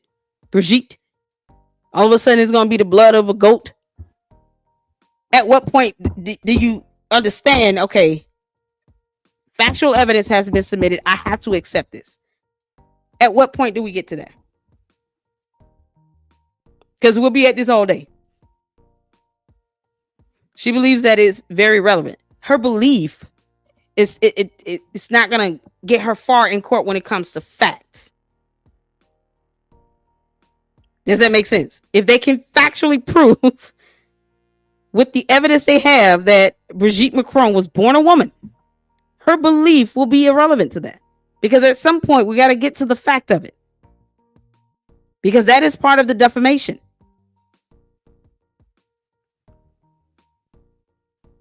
That's it. That's how it works in court. I'm sure the judge is going to watch her series. I don't have to. I mean, I would find it entertainment, but I would not even be taking that seriously to consider when it comes to the definition of facts and belief for court.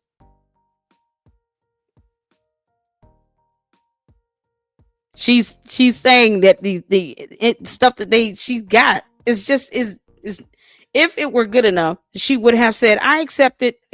It's the truth that she was born a woman. I accept the information sent. Moving on. She hasn't done that. She still hasn't done that. So the belief versus fact has two totally different definitions, and it would definitely play out differently in court. That is what matters as far as, you know, my live stream today. I'm gonna tell you right now, I'm not gonna watch a series, because if the jury probably watched it, they might be excluded from the jury itself.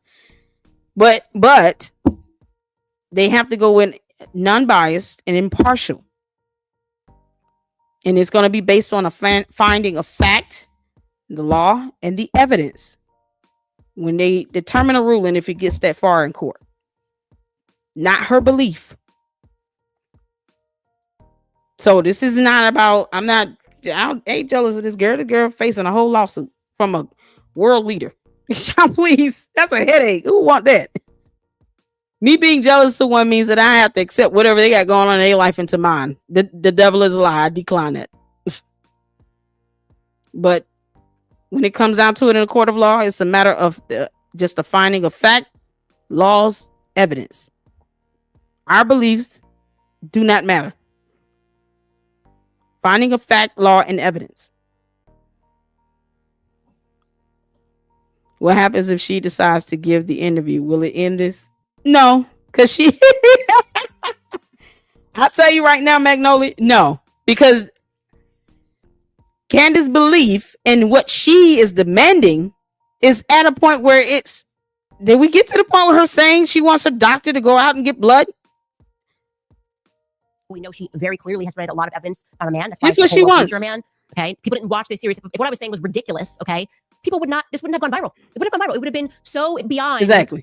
She so beyond what anybody could plausibly imagine could be true. They would have said that was weird. I don't know why Candace did 5 hours on this. Instead, we converted people into believers of this story because there was that much evidence to the contrary. Did y'all hear that? You hear that? We converted people to be believers of this story. Whether she believes it or not, you are absolutely right about that, Princess Nick. That's it right there. Facts, though it matters, is not irrelevant. It's not relevant. As a public figure, they have to prove she doesn't believe what she is saying. She doesn't have to prove that she believes what she's saying. They have to prove that what she is saying has been believed by the public and is provably false.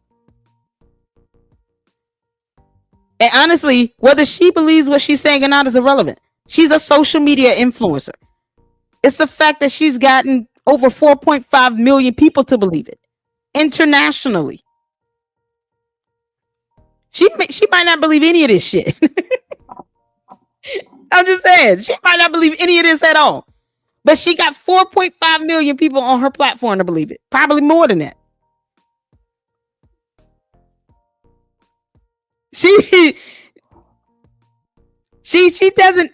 She may not believe this herself. When she goes home at night, she goes out and goes to bed. She probably don't believe none of this shit. She just said.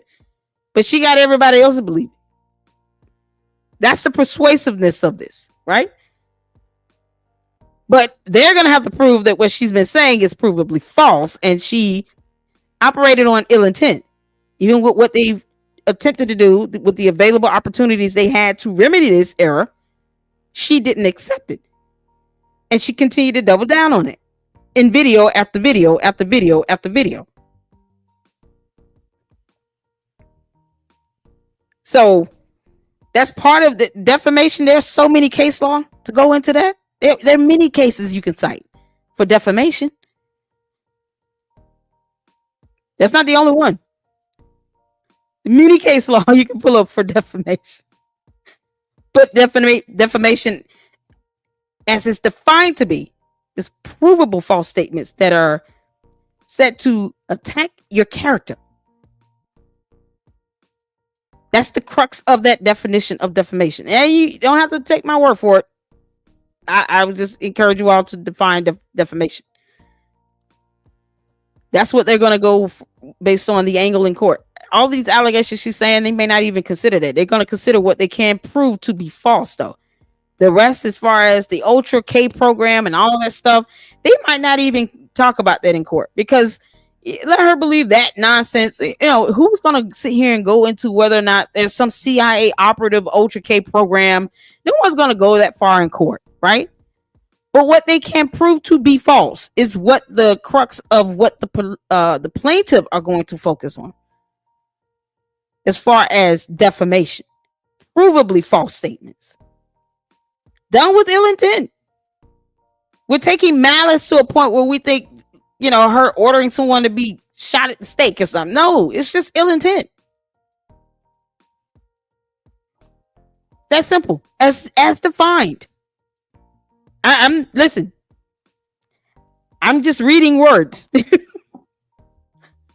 I'm not trying to argue the case. I'm reading words. I read the definition of the term malice. It wasn't even long. It was very simple and short. That this is what's sad here, is how far she goes into this. We produced 5 hours of evidence alongside the reporting of Xavier Broussard. Okay, so she's calling it evidence. Again, very obvious is you're trying to defame me. That's why this lawsuit is littered with factual inaccuracies. It's got all of these points that have nothing to do with the substance of what you're even coming after me for. You're trying to delegitimize the reporting by smearing my character. Catastrophic, by the way, PR strategy, which is dressed up as a lawsuit. Okay. It's incredible. If you read through this, guys, that Brigitte actually and intentionally defamed me throughout the filing. It says all these things that are untrue. Attributes quotes girl, don't be that the I've never victim said. here. Here are just a few of the things that she says about me that have nothing. Now, if anything, you know, come on, Candace. At least just say, you know what, fair game. I said these things about her. She said these things about me. Whatever. This is what I'm saying. She would not be able to handle somebody saying that she was born a man. She wouldn't be able to handle that at all. And she's a public figure. Y'all understand what a public figure is defined to be? Do we have to look that up too? Please don't make me do that. Y'all look up definition of public figure. It's someone that is a leader in the public, in the eye of the public. She's a public figure as well. So she could be subjected to this type of ridicule. She would hate it. Nothing to do, by the way, with her penis. Okay? These are hilarious points of the lawsuit. Here's one. She has promoted a range of conspiracy theories, including anti-vaccine falsehoods, long debunked anti-Semitic tropes, such as a blood libel and Holocaust distortion, going so far as to dismiss the atrocities of Joseph Mengelé's medical experiments as mere propaganda. Her content is not intended to inform, but to inflame and attract the attention to sensationalism and conspiracy theories. None of that is true. None of that is true. Unfortunately, too many people watch my podcast. They're not going to believe you. But again, you're appealing to people that don't watch podcasts, right? You're like, oh, look, Holocaust denier. Don't even look at the series. Or Holocaust distorter. I didn't even mention Joseph Mengele and what Brigitte's referring to. That doesn't matter. Again, this has nothing to do with the substance of what they're coming at you. And I understand what you're saying, Princess Nick.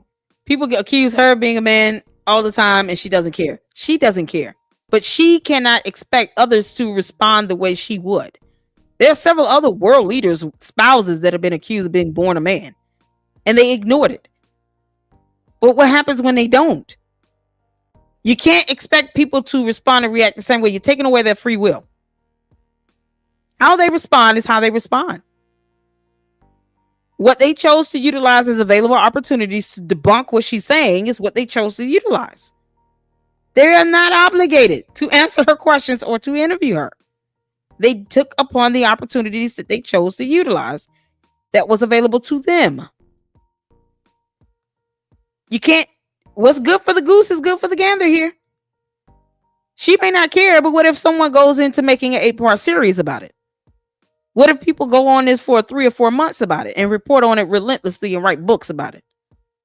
Make t-shirts about it? Has it ever gone to the extent to what she has done to the First Lady of France? I'm just asking questions. She can't, her saying this, listen, they have to prove she doesn't because of their public figures. She's a public figure. So what's good for the goose is good for the gander. She's a public figure by definition. The only way they can prove this is during discovery. They've already sent photos. They've already sent exhibits. They've already put what they're going to put out there that's available to them to put out there. They're not obligated to show their whole private life. Brigitte Macron is not obligated to show ultrasound photos of her being pregnant, because then that might be some sort of conspiratorial photoshopped, it's an alien baby. They're not obligated to do that. We can't affect their free will either. If she or anyone on her team expressed some doubt, she will be cooked. There's a lot of doubt. She goes into saying, I'm going to send my doctor out to get the blood. They're including this because they want their friends to go, oh, well, I better not listen to so anything else. It crazy. says right here in the lawsuit that she's a Holocaust distorter. It goes on in the lawsuit to state this. Owens alleged that secret Jewish gangs commit horrific things in Hollywood. You'll note here that all they had to do is gangs in prove quotations and horrific things, but it was fun for them to add Jewish. She said. And on social media, she repeated the long debunked blood libel myth that Jewish people drink the blood of Christian children. Oh, Jesus. I mean, that is unbelievable. That is the most absurd lie. You said that in the video, though. Bring it up. Wouldn't you include that in the lawsuit with a picture of that? I said no. that Jews are going around drinking. And it's not going to be a picture. It's going to be a video, girl. Hold on. Let me just get past this. Leadership that resonates with many citizens.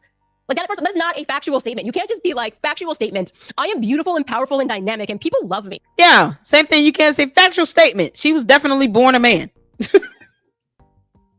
What's good for the goose is good for the gander, Candace. I want to get to the part where she said I didn't have my doctor come out.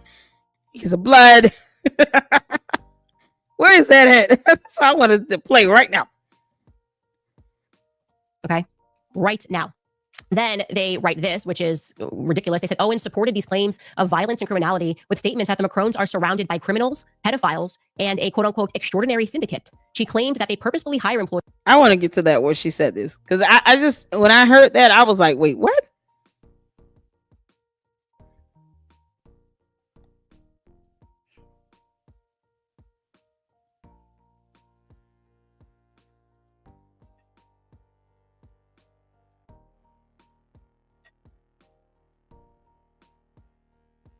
Client may be a groomer pedophile who sexually abused a student, but she is not a man. The American public, you do get how that's worse, right? It's very funny. Also, Milo accurately says the Macrons just made the most spectacular PR blunder I've ever seen in my entire life, maybe the worst ever. I agree. Did I pass the point where she said she wanted her attorney to go and out shout out to my PR person for giving a statement, but I right. refuse to give a statement. I just read this. What did Mitchell say? He said in a statement, Candace repeatedly requested an interview with Brigitte Macron. The statement said, instead of offering a comment, Brigitte is resorting to trying to bully a reporter into submission. In France, politicians can bully journalists, but this is not France, it's America.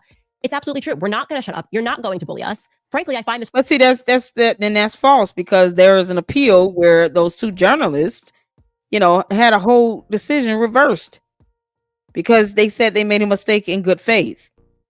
So they won on appeal. I mean, it's bottom line. I don't understand this. They went to court, they lost, and then they appealed it. The statements were made in error, in good faith, and then they won. It's all to be irresistible and delicious. The lawsuit is it's what we could just go a lot of places here. The discovery alone is going to be out of this world. We would be required to depose President Donald Trump, getting to the bottom of that conversation. I bet there were cameras. Maybe we'd be able to maybe he was wired. I don't know. Maybe we could actually hear what you said. You sound pretty panicked. I don't know. When I got the phone call, same day, definitely had to alert it. Certainly wasn't an afterthought. Really? Same day that you were here, I got the phone call. So what's going on? Which, by the way, he acknowledges that the phone call happened in this filing. My lawyer being able to... And the petitioner's attorneys could object to that, and the judge would have to rule on whether they would allow the president to be deposed for this or not. YouTube is not court, and court is not a YouTube channel. Across and asked Brigitte Macron questions about her penis. Brigitte would then be compelled for the first time to answer them under oath. Again, for the first time. You've just been ditching, dodging, going after people that are... Some of the questions they could object to, the judge might allow the objection. You're going straight to being compelled. Questions might be deemed irrelevant. Powerless, people that have cancer, literally Natasha Ray, for misspeaking on one statement that she made. Yeah, that's the real bullying that has taken place. And I have to tell you that you have definitively met your match. I cannot stand corruption. I cannot stand people that think they have the power to use and abuse people and then call up their rich homies in the press, right? Powerful homies in the press and say, go after this person. I don't like that. I don't like the attack dogs that you're sending around. It's very obvious. How do you know that's happening? Where's evidence that somehow they're going out and attacking you? Like they're responding to you. They just didn't take kindly to what you're saying. Other people have ignored it. Others who have been accused of being born a man, even including Candace Owens, apparently have ignored it. But she can't say that someone's done an 8-part series on her either. If we take every single thing she has done to the First Lady of France, to Bridget Macron, and have all of those same things happen to Candace Owens, would we be hearing this right now? Or would it be a different story? All I'm saying is, let's take everything that she's claiming we've seen done, the 8-part series, all these videos, the podcast, the merchandise, a book, and all this other stuff. And let's have all these same things done and directed to her, and the aspect or the idea of her being born a man. Would she still respond with silence? That's my question.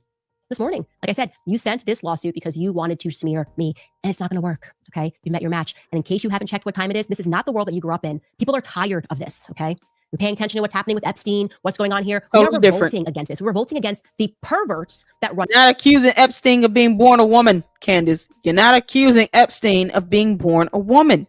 We're talking about totally different accusations with that. You're not accusing him of being born a woman and taking his sister's identity.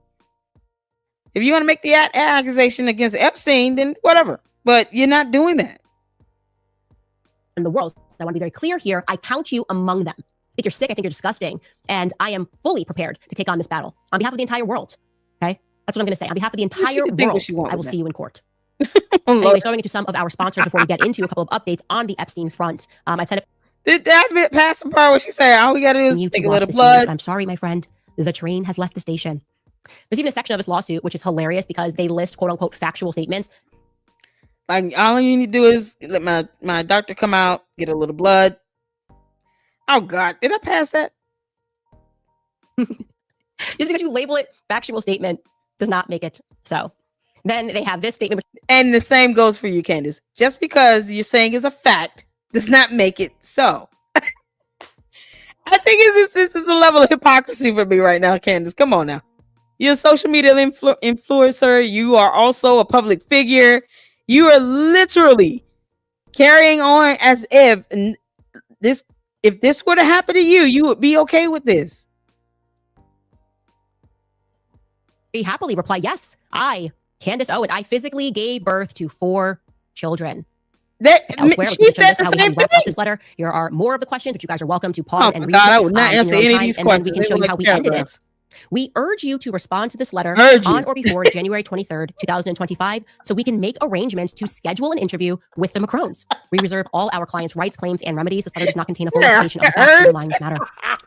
They did not reply to our answers. No. They did not tell us, yes, we'd like to interview or rebut things and say. They basically just said, she doesn't owe you anything. She's always been a woman. That's not how this works, okay? That's not how this works. You could have easily provided evidence or answered simple yes or no questions with birth to 4 children. As you know, the first remedy for a defamation plaintiff is mitigation by, quote, using available opportunities to contradict the lies or correct the error and thereby to minimize its adverse impact on reputation. We then listed the questions. To facilitate this interview, we offer the following questions in advance. Okay? No. We then list all of our questions, very simple questions. Did Brigitte Macron ever use the name Veronique? You listen to the way I am, you find it hilarious. Child in the Amiens family photograph. Did Brigitte Macron physically give birth to 3 children? I don't know. If I'm trying to avoid being defamed, I would very happily reply, yes, And that would that have been good enough for you, Candace? If she would have said, yes, I physically gave birth to 3 children. Have a blessed day. Would you been okay with that simple response? Let's see here. Would you be okay with that? She's saying she would say, yes, I gave birth to 3 children. She said a simple yes or no would have done it, right? Candace Owens, I physically gave birth to 4 children. Okay, elsewhere, we can show you this, how we wrapped up this letter. Here are more of the questions, which you guys are welcome to pause and read in your own time. And then we can show you how we ended it.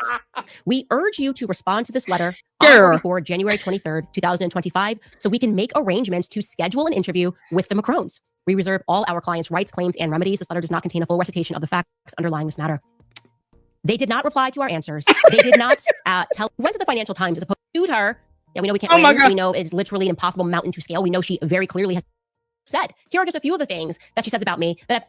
And on social media, the train has left the station. George. No, I don't. I am not a British citizen. You can't just say stuff. You can't just put stuff on paper. What are you doing? It's saying you have British citizenship. You can go and you have dual citizenship. I think that's what they're trying to say. But okay. Let's say they got that wrong. They can just have that stricken out of the complaint. You do realize that, Candace. They can just have that removed from the complaint and refiled. It's called an amendment. They can do an amended complaint, Candace. Okay? The court will allow them to do an amended complaint to remove out the statement of you having dual citizenship with Britain if you do not. At the higher French courts said she didn't defame you. Okay. Again, you're trying to groom the courtrooms here. I feel like this is what Brigitte trying to groom our court. No. Okay? Right now.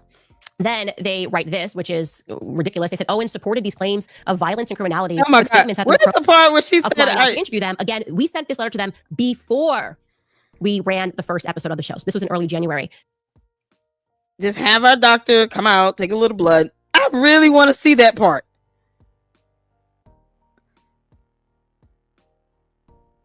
That's what I want to come across. God, where is it? Y'all, look how hard she goes off by getting a lawsuit.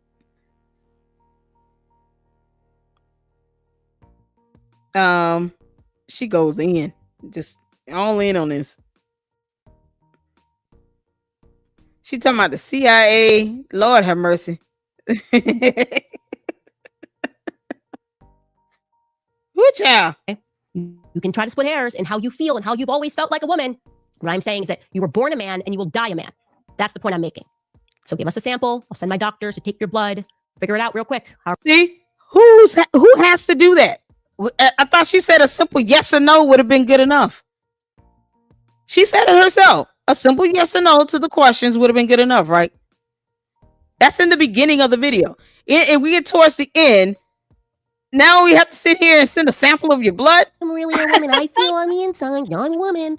An insulting wig that you're wearing. It's ridiculous. It's like you're laughing at us. Okay? We are. You can try to split hairs and how you feel and how you've always felt like a woman. What I'm saying is that you were born a man and you will die a man. That's the point I'm making. So give us a sample. I'll send my doctors to take your blood. Figure it out real quick. However you want to go about this. Hey, how about just giving us some pictures again of you growing up? That's what they did. Y'all hear that? Y'all see this? I'm not making this up. She said, send us some pictures again. Okay, but they did that already. And she did not accept that as evidence to show that she was born a woman. So the question is, how far is this going to go where she's not accepting the information, the information they're giving to her to prove it? A simple yes or no would not have been sufficient for Candace if she's talking about sending a doctor out to collect blood. It's like you're laughing at us. Okay? You can try to split hairs and how you feel and how you've always felt like a woman. I can't get what I'm over saying is this. that you were born a man and you will die a man. That's the point I'm making. So give us a sample. I'll send my doctors to take your blood. Figure it out real quick. How you going to determine that in the blood sample? Then the blood will be tainted. It's the blood of a goat, you all. It's not her blood. My doctors, they went out, they took a blood sample. Turns out it's the blood of a goat. It's not even real blood. It's not even real human blood. As a matter of fact, it wasn't real blood. It was ketchup. How far is this going to go? How far is this going to go? The people protecting him. That's not, I mean, as a mom, I Princess Nick, I'm going to tell you this. As a mother of two teenage boys, I would not want any grown 30-something-year-old woman trying to, hit on my 17-year-old son. Hell no. As a matter of fact, it wouldn't even be a book. It would have been mom whoops the teacher's ass for trying to hit on her 17-year-old son. The end. That would have been the headliner. You don't even have to worry about a book. Forget the book. Candace Owens wouldn't have to say anything if some 30-some-year-old woman was trying to groom my underage son. The headliner would be Lady Luck Club beat the shit out of this lady today. The end. And that's it. See how easy that is? I wouldn't even mince words with it. I'm not even saying that's okay. I know who's 14, but in the US, the consenting age is 18. So I'm going based on our laws here. So even at 17, my son would still be underage. So whether 14 to 17, they're still underage here in the US. Does it make sense? I'm just applying our US laws as far as consenting age. And in the state I live in, you have to be 18 to consent. So either way, at 14 or 17, I have a 13-year-old. 13, 14, 17. Still not old enough by law to consent here in my state in the USA. So if a 30-some-year-old teacher tried to come on either of my kids, 14 or 17 or 13, I would beat that teacher's ass. And that would be the headliner. Candace doesn't have to worry about somebody writing a book. That's my point. So I don't agree to any 30-some-year-old hitting on a 14, 15, 17, even 20. It's the consenting age in France is 15. I don't care. 15 is young to me. It's still young.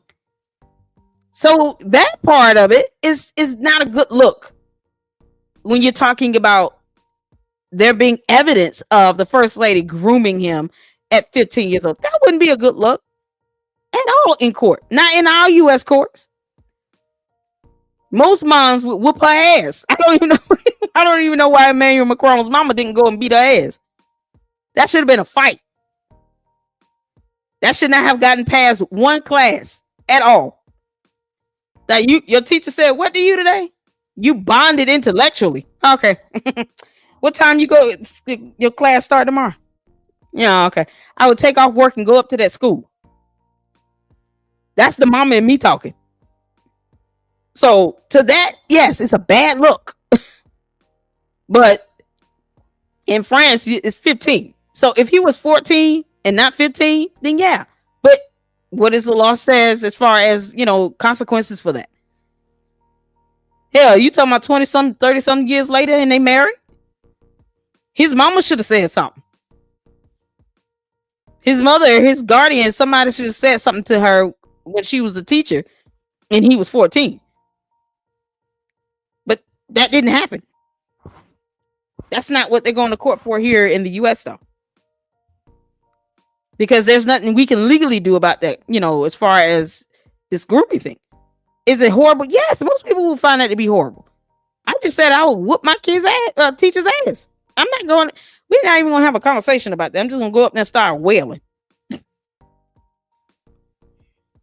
it's not even going to be like, I'm not even trying to just come. I'm going to catch you off guard and then beat the crap out of you for trying to groom my child. Like most parents would do that.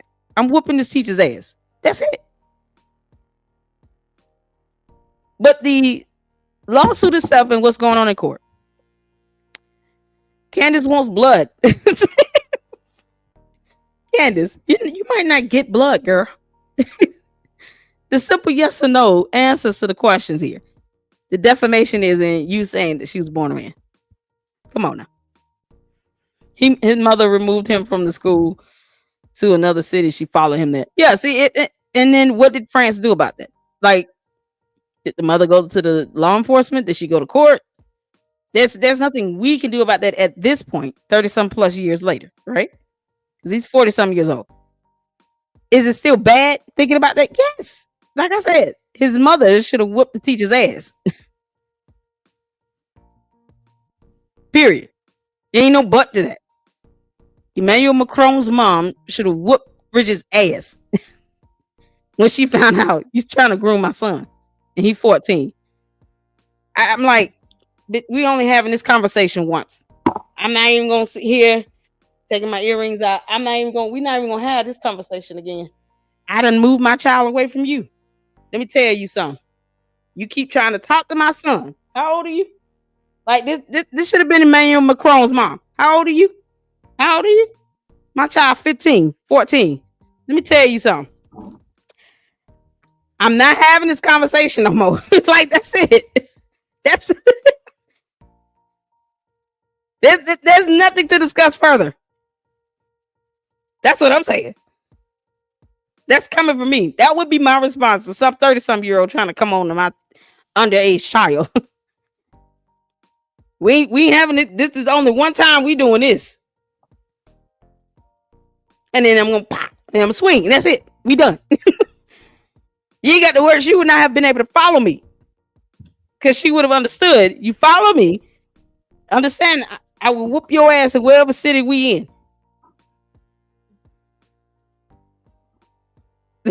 That's how we solve that problem real easy. So yes, Princess Nick, I think we can all agree that is absolutely disgusting. If she was grooming this boy and doing all this, he's 14, 15 years old, she 30 something. Come on. No. But was she born a woman or man? Candace wants blood. Candace. You girl, you go ahead. You want too much, girl. The judge might be like, no, ma'am. Nope. Denied. We're not doing that. That is not discovery. We're not gonna make her draw blood. We're not, no. Then what? I'm just saying this could go either way.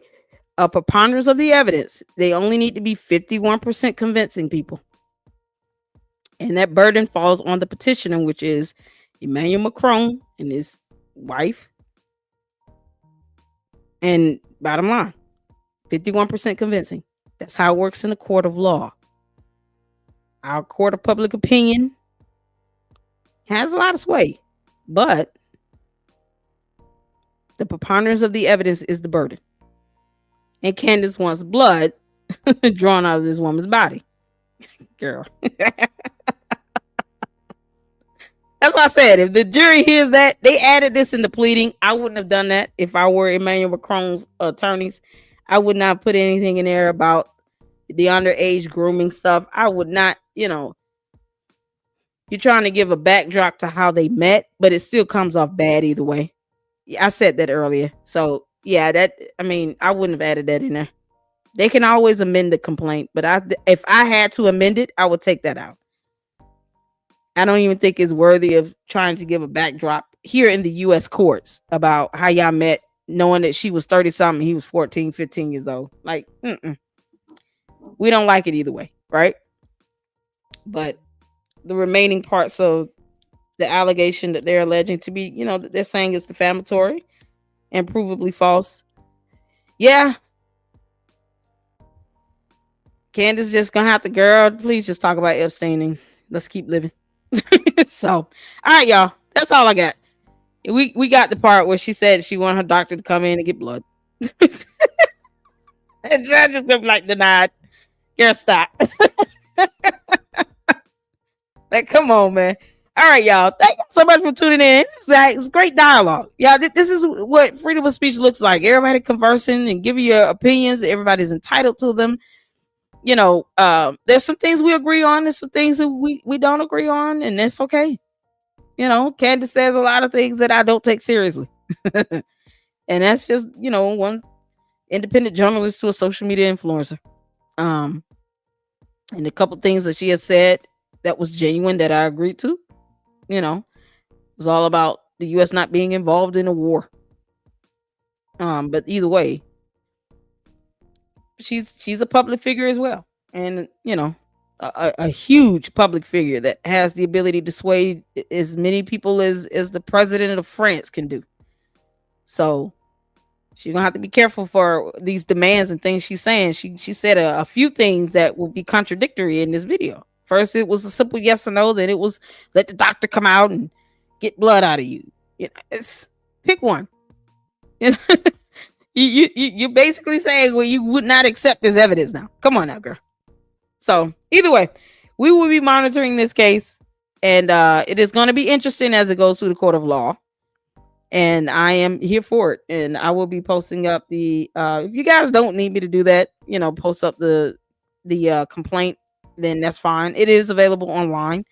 I just searched for it, but typically I do post up the complaints that are hard to find online, special federal lawsuits, and make that available to members only. So just let me know if you want, a copy of it made available to the members only, in a video by itself, and I will do that, record it, put in a video, and post it up for you all to read. It is certainly 219 pages. That's a book.